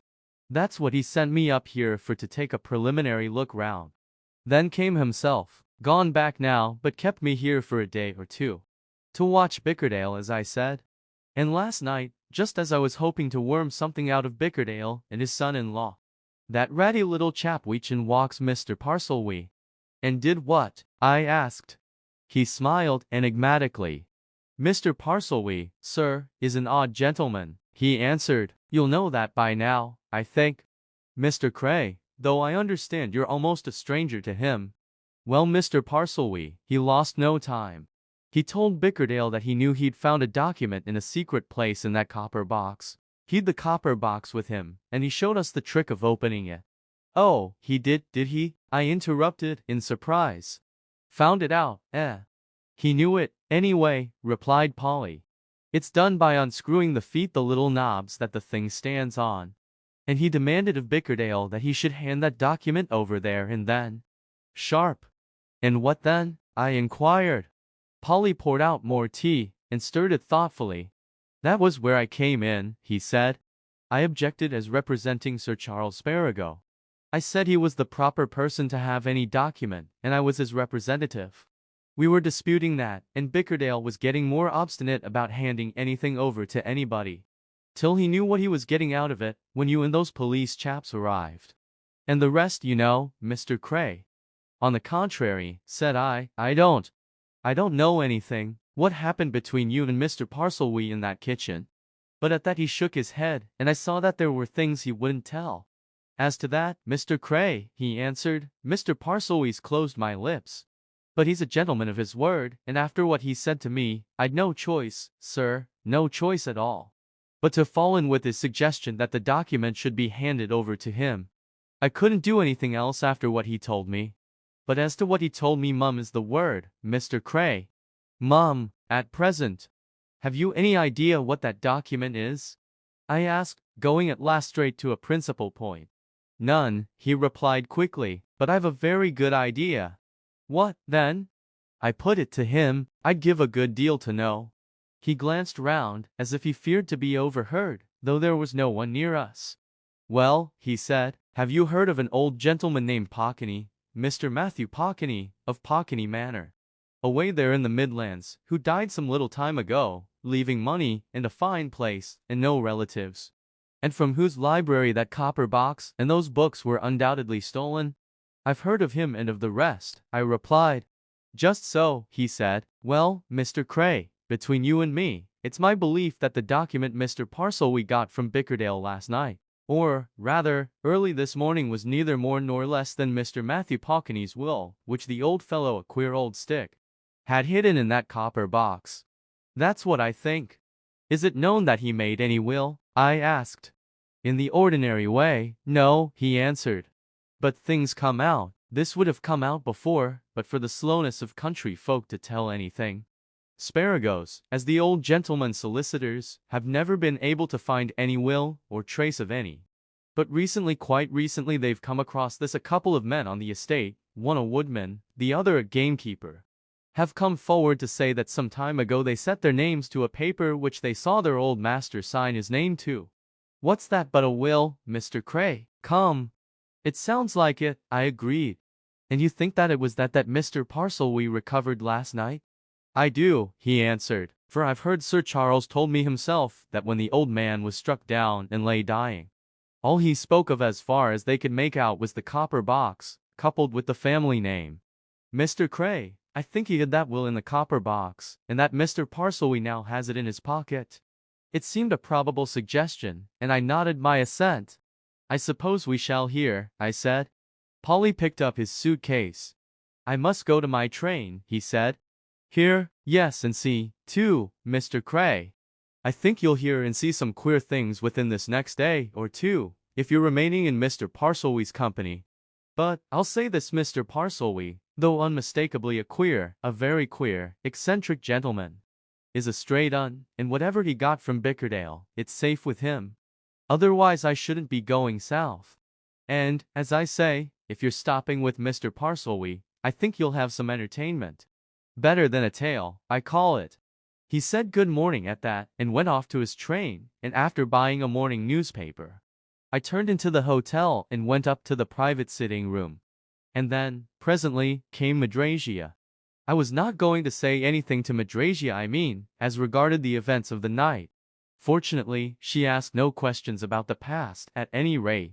Her sole concern seemed to be about the immediate future. There was a waiter in the room, laying the table for breakfast, when she came in. She and I withdrew into the embrasure of the window, looking out on streets that had now grown busy. Have you seen him this morning? She asked significantly. No, did you see him last night? For a few minutes, I answered. Did he say what we're going to do today? She inquired. Not a word, said I. Said nothing. Not even whether we're going home or not or anything? She demanded. No, but what are we here for? I don't know, I replied. Ask him. Might as well ask the man on that monument, she retorted, pointing out of the window. I feel like a marionette, with Jimmy pulling the strings just as he pleases. Do you mind? I asked. Well, it does seem as if one hadn't a mind or a will of one's own, she said. Look here, if he comes to breakfast with some new scheme, or plan, or mad notion, what are you going to do yourself? I gave her a purposely steady look. Fall in with it, I answered. You are, she exclaimed. Why? Nothing else to do, I replied. She regarded me steadily for a while. I hope he hasn't hypnotized us, she said.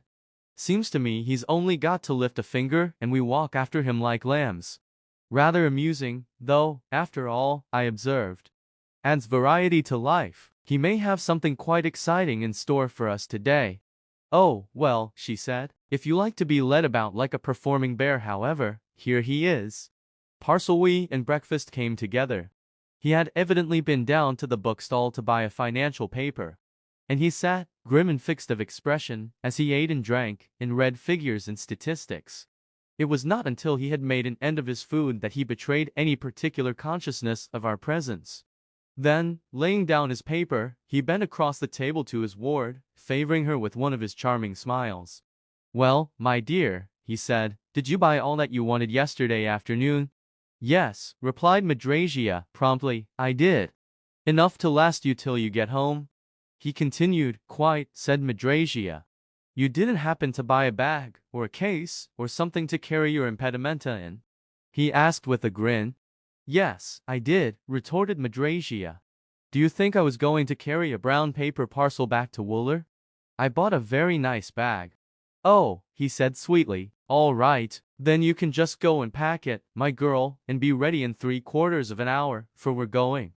Going where? Demanded Madrasia. Home. Not just yet, he said. We're going south by the express. A good way, too, and we must get seats in the luncheon car. So you be ready. Madrasia pointed a slim finger at me. You've never asked him, she exclaimed. That's all right, replied Parselwee calmly. He's going too. We're all going. You go and pack your duds. He turned to me as she went out of the room, and his smile was sweeter than ever. You may as well see it through, Cray, he said. I think we'll have about settled things up by noon tomorrow. And I'll show you something that'll appeal to your artistic eye. In for a penny, in for a pound, Mr. Parselwee, I replied. I'm game, but hanged if I know what it's all about. I'm not so certain that I know that myself, my lad, he answered, but I think we're getting near it. Well, be ready. He went off then, and I saw him no more until we all met to walk across to the express. There was considerable satisfaction in traveling with Parselwee, for he reduced the whole thing to the perfection of comfort. He had already booked 3 places and a table in the first-class dining car, armed himself with a heap of magazines and newspapers. And, as he said, we had nothing to do but drop on our padded seats, put our toes under the table, and go away in luxurious idleness. We went but when that train moved out of Newcastle and started on its long journey southward. Neither Madrasia nor myself had the faintest idea as to where we were going. I think it was much to our credit, especially to hers, that we made no inquiry and allowed Parselwee to do just as he liked with us. Certainly I had some vague, shadowy idea as to our destination. Probably it was Pockney Manor, or to some place where somebody Sparago, perhaps, lived who had some connection with it. But then I did not know where Pockney Manor was. Polly, to be sure, had referred to it as being in the Midlands, but the Midlands are wide-stretching. Anyway, we remained in that express until, after we had had lunch, it ran into Peterborough. There Parselwee, without notice, bundled us out. He treated us to one of his sardonic grins when he had shepherded us on to the platform. This is where we begin to travel, he remarked dryly. That was a preliminary, no bother about that all straight running. But now he broke off abruptly and left us. Presently we saw him in close conversation with an official. Madrasia turned to me. Of course, you haven't the least idea where we're going, she suggested. If you mean, do I know exactly and precisely? No, I answered. If you mean, do I know to within 50 or 100 miles? Yes. Well, she demanded.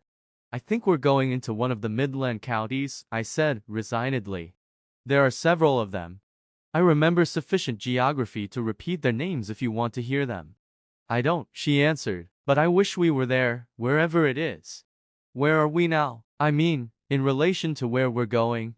A long way off, I replied, consolingly. That's what he means when he says we're about to travel. The fact is, we've so far been on a straight line. Now, I suppose, we've got to cut across country. We're in the east, and we've got to go west. There was a clock over our heads, and Madrasia looked at it. We were halfway through the afternoon. I suppose we shall land somewhere about midnight, she said. But it's just what I expected. She was wrong. We traveled a long way, to be sure, after leaving Peterborough. And I knew, by passing such places as Rugby and Warwick, that we were making into the heart of mid-England. But at 8 o'clock, and at a small station, Parselwee had us out of our carriage and into a cab. Within a few minutes we were in the quaint old streets of what looked like a medieval town. And even then we did not know its name. All we knew was that he had ordered our driver to carry us to the Crown. Presently we were there, and saw an old-world hostelry, out of which came a very modern hall porter, who, at sight of Parselwee, smiled widely and touched his forehead. Glad to see you again, sir, said this functionary. Rooms, sir? Parselwee looked at the man with a quizzical, inquiring glance. So you remember me, do you? He asked. Never forget a face, sir, replied the hall porter. This way, sir. 11. Back to Elizabeth. We found ourselves in a wonderful old house, a place of nooks and corners, old oak, old everything. It would not have surprised me if, as I made my way along its queer passages and stairways, I had met men in ruffs and women in farthingales. But it was modern enough in its present administration, and they served us with the capital dinner, late as it was in the evening, that in the charm of our surroundings put Madrasia and myself into a better humor than we had been in during the last tiresome stages of our long journey. I think that by that time we were both inclined to enter into the spirit of the thing. It was, after all, an adventure that had possibilities. And in the middle of dinner Madrasia, with a whimsical laugh and a roguish sparkle in her eyes, bent towards Parselwy, who, as usual, was unconcerned, phlegmatic, and apparently quite at home. "If it's not stripping away too many of the wrappings of your precious mystery, Jimmy," she said, "may one ask a question?" "Aye, why not?" he answered, "as long as it's sensible." "Sensible enough," she retorted. "Where are we?" "Just so," said I. "The same question has suggested itself to me, limited as my intelligence is. For I don't know." Parselwy regarded us with calm eyes and manner. "We're in the ancient and eminently picturesque and very comfortable Crown Hotel at Medminster," he answered, "which stands in the market-place, and commands a remarkable view of one of the last bits of medieval England, as you can read in the guide-books, and, better still, see for yourselves in the morning." "Medminster!" exclaimed Madrasia. "But that's where old Sparago comes from. At least, that was the address given in the Times advertisement that Weech showed us." "Precisely," agreed Parselwy, dryly. "It was here in this very room, at that table, that I had the honor of meeting Sparago." "When?" demanded Madrasia. "Oh, some time ago," he answered, indifferently. "Then, if you'd been at home when he called at Kelpyshaw the other morning, he'd have known you?" said Madrasia, giving me a kick under the table. "Of course he would, as you'd met before." "He might have known my face," answered Parselwy, "but he wouldn't have known my name. At least, I mean, he never knew my name when I met him here. We chanced to meet here, as strangers, happening to dine together at the same table. We smoked a cigar together afterwards, and chatted about the old town. I heard his name, but he never heard mine. To him I was a mere bird of passage. I guess," he went on, with one of his cynical laughs, "old Sparago would have been vastly astonished if he'd found me in at Kelpyshaw and had recognized in me the stranger of the Crown." "Have you come here to see old Sparago?" demanded Madrasia. Parselwy was the best hand I ever came across at the fine art of disregarding a direct question. His face became utterly blank and his lips set, and remained so until a new whim came over him, and he began to tell us something of the history of the old house to which he had brought us. Of that he would talk, but we both saw that it was no use questioning him on any other subject, and we left him alone. But I had already learned something. Parselwy had been there before. He had met White Whiskers there. White Whiskers would know him. Without a doubt he had come there to meet White Whiskers. But why on earth did he elude White Whiskers at Kelpyshaw? Before the evening closed I learned something else. Madrasia retired early. Parselwy began writing a letter in the smoking room. Left to myself, I strolled out to the front door of the hotel to take a look at my surroundings.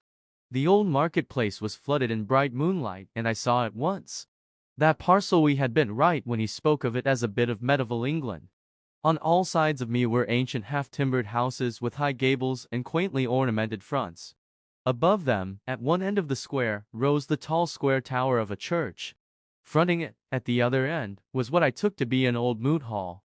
But for the gas lamps which twinkled here and there, and for the signs and names above the shops, I should have thought myself thrown back to Tudor times. The hall porter came out as I stood there, looked up at the sky, and remarked that we should have a fine day tomorrow, and that good weather was desirable, for people were beginning to go about. "You get tourists here, I suppose?" said I. "No end of 'em, sir," he answered. "Deal of Americans come here. They like that sort of thing," waving his hand towards the old houses opposite. "Nothing of that sort in their country, I understand, sir." "Oh, yes, full of tourists all the summer months, sir. But you don't remember all their faces, do you?" I suggested. He laughed at my reference to his remark on our arrival. "Why, no, sir, not chance-comers like that," he admitted. "Though I wouldn't be too sure on that point. One gets into a habit of noticing, you know, sir." But in the case of anybody who stops here a day, or to never forget, sir. I knew your friend at once, noticeable gentleman, of course. Easily recognized, I suggested. Just so, sir, though it'll be, let me see, yes, 3 years or so since he was here, he answered. Oh, I remember him well enough. Stopped here 2 or 3 nights, one autumn. A collector of curiosities, I think, sir. I remember I bought him a couple of packing cases to carry away odds and ends that he'd bought in the town. Considerable trade done in that way here, sir. Half those shops you see on the other side are curio shops. How do they keep up their stock? I asked. Ah, that's a question that a lot of people have put to me, sir, he replied. You'd almost think they manufacture things. But the fact is, sir, this is an old part of England, with a lot of old houses about, old country seats, and the like. And families die out, and the stuff they've been accumulating for generations comes to auction. And a lot of it gets into these curio shops. That's how it's done, sir. Plenty of antiques in those shops, sir, but nothing to what there is in the old houses in the neighborhood. Do you know a house near here called Pockney Manor? I asked, thinking that as this was an intelligent and communicative man I might as well improve my own knowledge. There is such a place, I think. Pockney Manor, sir, he answered readily. To be sure, sir, 3 miles out. Fine old house that is sort of show place. You can look round it by paying a shilling. All our American customers go there, and the shillings go to the local charities. Oh, yes, that was old Mr. Matthew Pockney's. Dead now, he is, and they do say that the lawyers don't know who the property belongs to. Haven't found out yet, anyway. Fine property it is, too. Queer old gentleman, old Mr. Pockney. And that reminds me that I think your friend knew him, sir. Leastways, the last day your friend was here I remember that old Mr. Pockney drove up in his carriage and gave me a parcel for him. I helped him to pack that parcel in one of the cases I'd bought for him. You've an excellent memory, I remarked. Oh, well, one thinks of things, sir, he answered. Faces, now, sir, they stir your memory up, don't you think? And I've seen some remarkable faces in my time, faces that you'd remember 20 years after.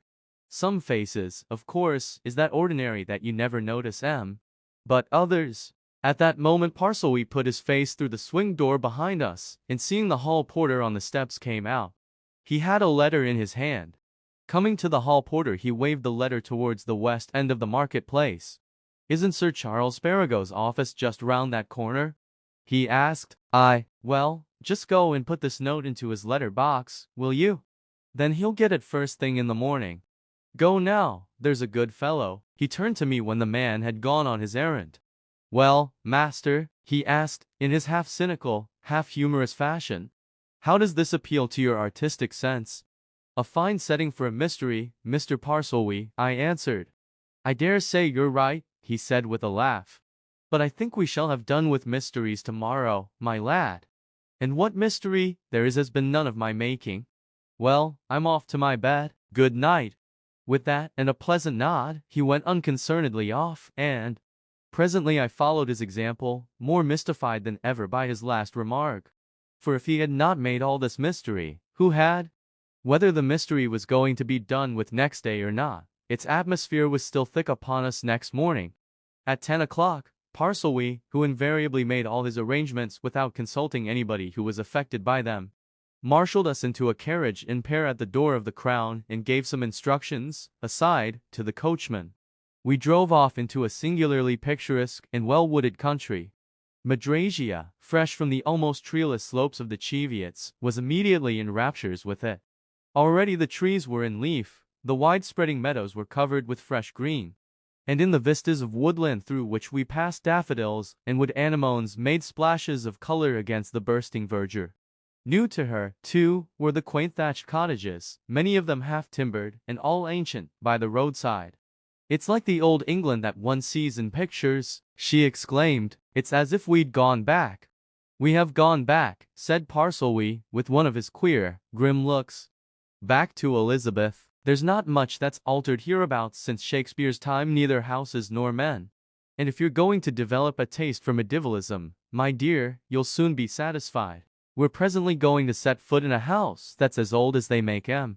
But before this came about the carriage stopped at a wayside cottage. And Parsley, without a word to us, got out, knocked at the door, and went in. He remained inside for several minutes. When he emerged again, it was in the company of a tall, weather-beaten old man whom, because of his velveteen coat and general appearance, I took to be a gamekeeper. Motioning to the coachman to follow him up the road, Parsley walked on ahead with his companion, and presently turned into a wayside wood. Coming abreast of the bridle gate by which they had entered, we saw them in conversation with a third man, also elderly, who was felling trees. For some minutes the three stood talking together. "What is he after now?" asked Madragia.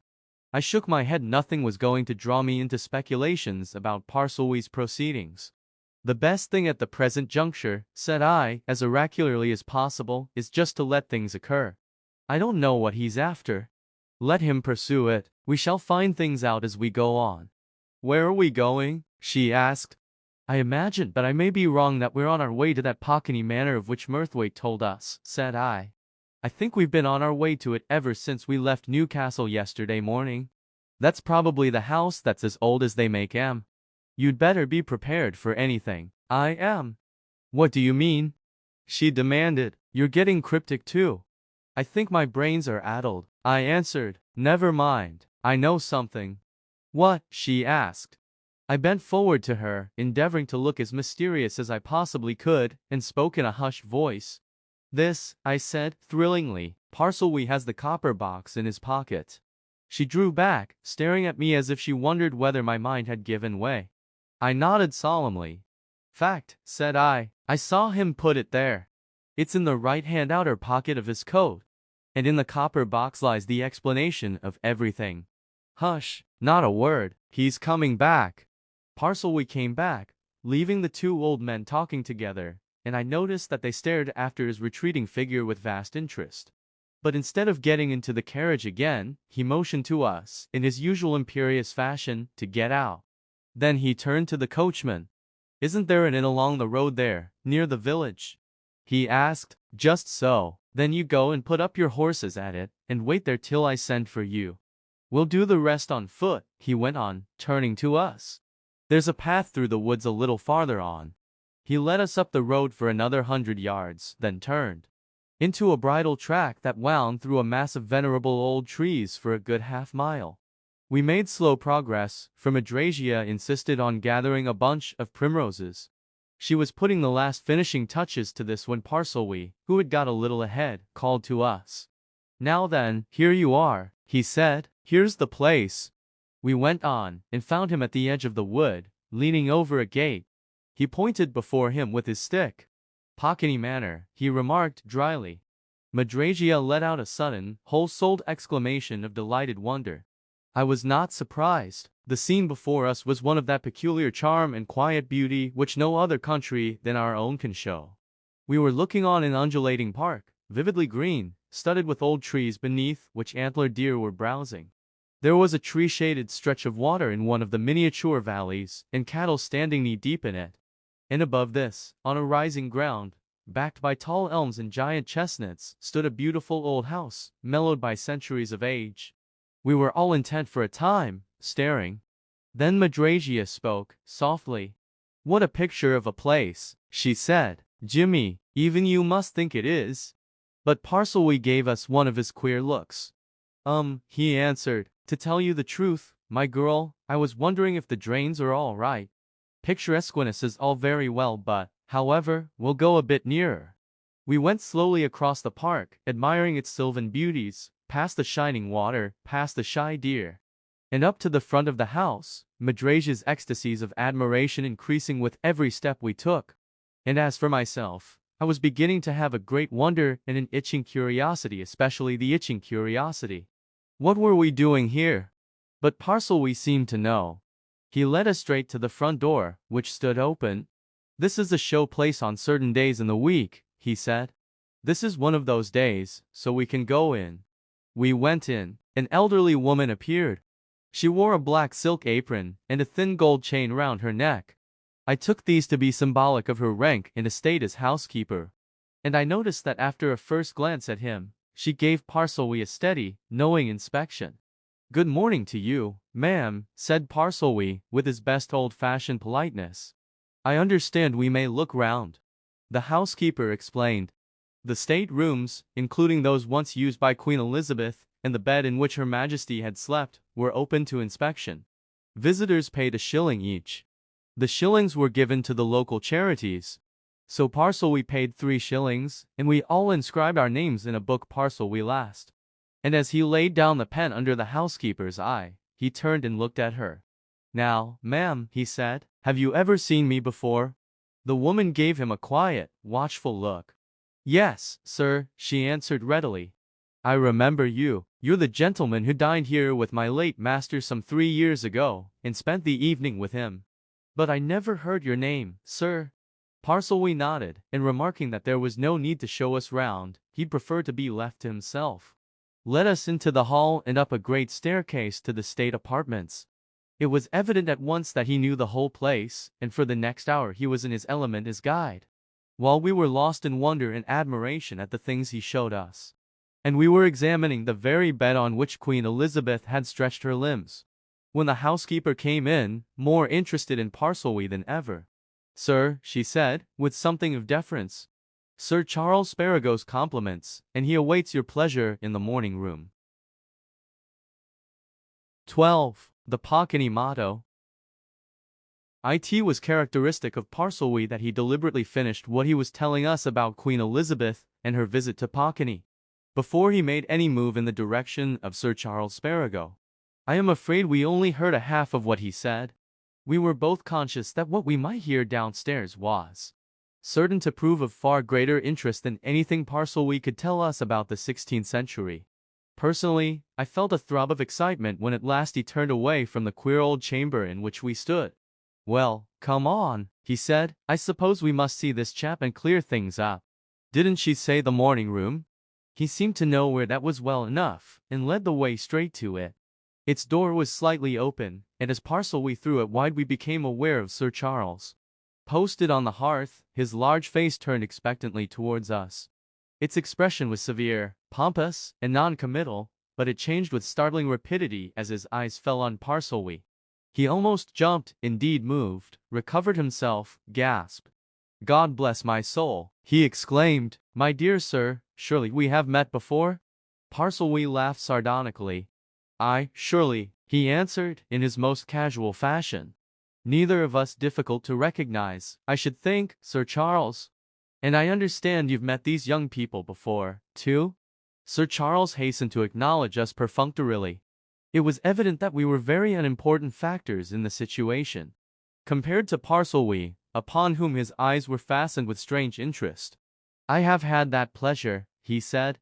"But you, my dear sir, we met, one night, is it 2, or is it 3 years ago? At the Crown, in our neighboring town, where, I believe, you are now staying. I remember our conversation instructive and enjoyable. Dear me, but I never knew your name." "I knew yours," said Parselwee, with a grin. "That's just why I wouldn't see you when you came to my house." Sir Charles stared. This was beyond him. He looked from one to the other of us, finally at Parselwee. There was that in his expression which made me think that he was wondering if Parselwee might not be a little mad. "But why, my good sir?" he asked soothingly. "Why, am I so?" Parselwee laughed and pointed to the paneling over the big fireplace. There, carved in oak, was the Pockany coat of arms, and beneath it the motto that had excited my wonder when I first saw it on the copper box. "Do you see that?" he asked. Well, you see, I have the Pockany blood in my veins, and what I please to do, that I do, without caring for or consulting anybody. Family characteristic, Sparrow. But I guess you've seen it before, eh?" Sir Charles was still staring at him. He looked like a man who has unexpectedly got hold of some curious animal and is uncertain what it is about to do next. But after rubbing his chin a little, he spoke. "Do I understand you to say that you have the Pockany blood in your veins?" he inquired. Then, Parselwee suddenly pointed to the table which stood in the center of the room, signing us all to be seated at it. I noticed that he himself took the chair at its head as with an unchallengeable authority.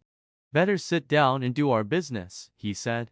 Then, as we settled round the table, Madrasia and I on his right and left hand, And Sir Charles opposite to him, he put a hand in his coat pocket, drew out the copper box, and with one of his queer smiles, set it before him.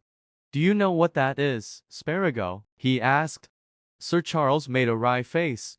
"The cause of much worry and anxiety to me, my dear sir," he answered. "I can see what it is well enough." "Aye, and you want to know how I got it, don't you?" suggested Parselwee. "So do these young people. I'll tell you. Old Matthew Pockney made me a present of it." "Ah!" exclaimed Sir Charles. "You were acquainted with him." "Don't I tell you I've got Pockney blood in my veins?" said Parselwee. "My great-grandmother was a Pockney born in this house. I have the Pockney pedigree, and the Parselwee pedigree at your service, any time. And when I came to the Crown, on the occasion you've just mentioned, it was just out of curiosity to see this place. I introduced myself to old Matthew. I'd brought my pedigree with me. We compared notes and family documents, and enjoyed ourselves. I dined here with him one night, and we went thoroughly into family history." "He was convinced of your relationship?" asked Sir Charles. "He couldn't be anything else," said Parselwee, dryly. "The thing's there, it's fact. But we didn't dwell over much on that, once it was settled. We were more concerned with our mutual taste for old things.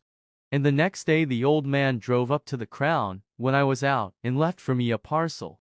It contained this copper box, which has been in the family for I don't know how long, and some 6 or 7 old books which I had admired. A nice present. I wrote him a nice letter in return, and carried my present home. Not knowing, mind you," added Parselwee, with a sudden keen look, "what this box contained." Sir Charles was getting keenly attentive. He looked like a man who has become sure that something is going to be sprung on him. "My dear sir," he said, "what did it contain?" Parselwee picked up the copper box and tapped it significantly. "I never knew that it contained anything until some 36 hours ago," he answered. "I never should have known if you fellows hadn't made such a fuss about it. But when you did, when I found out from Cray here that you yourself were on the prowl, there in Northumberland, and after me, well, I naturally began to put 2 and 2 together. And it seemed to me that the secret lay with that man Bickerdale, to whom I'd entrusted the copper box for repair, and who'd had it in his hands long enough to find out about it more than I had. It struck me that Bickerdale, not content with what he'd got out of you for telling where the box was, had discovered something in it which he was holding back in hopes of a further and more substantial reward. So I just went to Newcastle and started to find that out. I did find it out, and though I'm not clear now as to when Bickerdale found a certain document in the box, I did find out that he'd not only found one, but had got it, and in Cray's presence and in the presence of your man Polly, to whom I'd just given a certain piece of confidential information. I forced it out of Bickerdale. I've got it, and it solves the question that's been bothering you." Sir Charles was getting more and more impatient. His plump white fingers were drumming on the table. And as Parselwee finished, he voiced his impatience in a quick, direct question. "What is this document?" Parselwee smiled, and turned the copper box over, so that the 4 rounded feet at its corners stood uppermost. "I'll show it to you now," he said. "And I'll show you where old Matthew Pockney had hidden it, probably intending before he died to tell you, Sparago, where it was hidden. Now look here, there's a false bottom to this box. You unscrew these knobs so, one after the other. When they're unscrewed, like that, you lift this plate. There's a thin cavity between it and the inner floor of the box. And here's the document. I put it back in the box so that you could see for yourself where it had been concealed." He tossed over the table the envelope which I had seen him take from Bickerdale. The solicitor picked it up eagerly. He drew out the sheet of letter paper which lay within, and his sharp, shrewd eyes had read whatever was written there in a few seconds. He gave a gasp. His big face flushed. He looked across at Parselwee. "Good God, my dear sir," he exclaimed, Do you know what this most important document is?" "I do," replied Parselwee, dryly. "But these 2 don't." Sir Charles turned to us. I think he found some relief for his astonished feelings in having somebody to announce something to. This is a will," he said, in almost awestruck accents. "The will of my late client, Mr. Matthew Pockney, made by himself on a single sheet of notepaper, but in strict order, duly executed and attested. I know the witnesses." "So do I," observed Parselwee, with a laugh. "Talked to both of 'em this morning on the way here. And, in short, it is what it is, continued Sir Charles. Nothing can upset it. And in as few words as ever he could use, Mr. Matthew Pockney leaves everything of which he dies possessed to Mr. Parselwee. Wonderful. Parselwee thrust his hands in his pockets. I don't see anything very wonderful about it, he remarked coldly. We were of the same blood. The old man evidently wanted to, and he did. But he never consulted me, you know, Sparago. All the more pleasant surprise for you, my dear sir, exclaimed Sir Charles. A new mood appeared to have come over him. After reading the will more attentively, he rubbed his hands, chuckled, beamed on all three of us, and seemed to have had a great weight lifted off his mind. My hearty congratulations, sir, he went on, with an almost reverential inclination of his head across the table. A very, very handsome property you have come in to buy this, Mr. Parselwee. One of the most beautiful old houses in England, a charming, if small estate. And yes, I should say, as a good estimate, some 5,000 or 6,000 a year. Delightful. But Parselwee, leaning back in his chair, with his hands thrust in his breeches pockets, had set those thin lips of his. He looked over the table at Sir Charles as if he were never going to speak. But he spoke. "Aye," he said, in his driest, hardest tones. "Just so, maybe, but you see, I don't want it. And I won't have it." A dead silence fell on us. Madrasia turned wonderingly towards her guardian. I was already watching him. As for Sir Charles Sparago, he flushed crimson as if somebody had struck him an insulting blow. He leaned forward.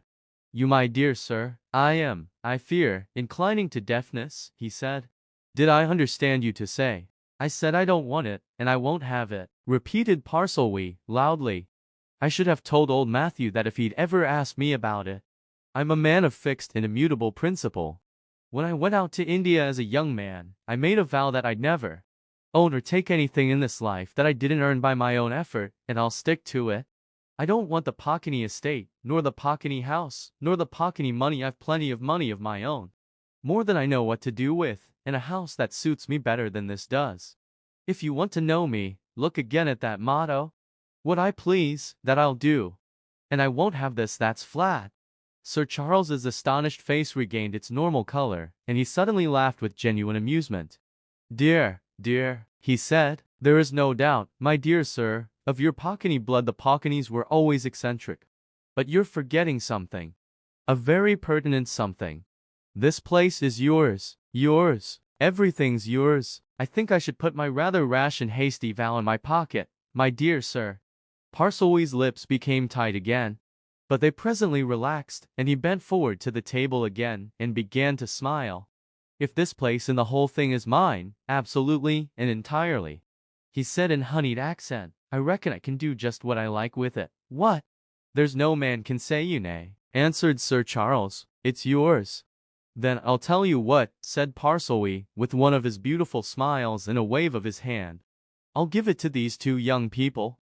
They're just suited to each other, and it'll fit their tastes like a glove.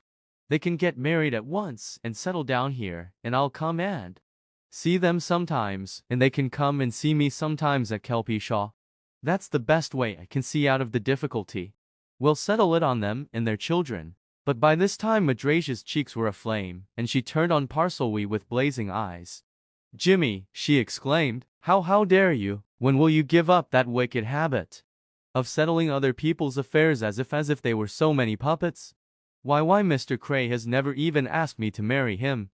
Parselwee turned the full force of his grimmest smile on us. "Well, my dear," he retorted leisurely, "it's his own fault if he hasn't. I'm sure he's had plenty of opportunity." But Sir Charles rose to the occasion. He rose literally from his chair, bending towards Parselwee. He even allowed himself to indulge in a slight wink at Parselwee. "My dear sir," he cooed, "I think if we left our young friends together, my dear sir, a little informal conversation between them, while you and I shall we try a glass of the famous Pockney dry sherry in another apartment, my dear sir." Just so. In another moment he had coaxed Parselwee out of the room.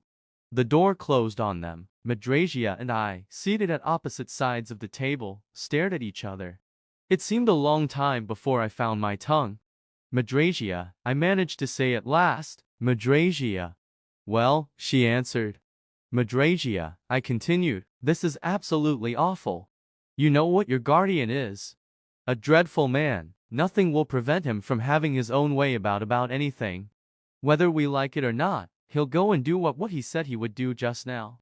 Madragia looked down at the table and began to study the pattern of the cloth. Well, she said. I don't think it's at all well, said I. Supposing, just supposing, supposing we fell in with his wishes and got married. I'm just supposing, of course. Well, she said, again. Don't you see what a dreadful thing that would be? I said. She gave me a quick flash of her eye there, and gone in a second. Why, she demanded. People would say I married you for your money, I declared boldly. That would be awful for both of us. She remained silent a moment, tracing the pattern of the cloth with the tip of her finger. Then she spoke emphatically. Rah, she said. No, said I, with equal emphasis. Because they would. I know, Em, and it's beastly hard on me. It upsets my plans. Parcelwe's upset all my plans. If I'd only known what? She asked. Only known that he was going to spring this on us, I answered, bitterly. If I'd only known that, I'd have. You'd have what? She asked, as I paused and hesitated. Well, I'd have proposed to you this morning when we were in the hotel garden. Or in that carriage, or in the wood, when Parcelwe was ahead, I answered. Or yesterday, or the day before that, any time since I first met you. But now wouldn't it look as if I were proposing to the Pockney estate? She suddenly looked up, gave me a queer glance, and rising from her chair walked over to one of the embrasured windows. I followed her and after a moment's silence, slipped my arm round her waist. What on earth's to be done? I asked her. Tell me. I got her to look round at last. You're an awful old ass, she said in a whisper. I saw the way out at once. He didn't say he'd give all this to me. He said he'd give it to us. Is it going to be us, then? I demanded eagerly. Seems very like it, I think, doesn't it? She answered, demurely. So but not for a little while we went to tell Parcelwe. The end.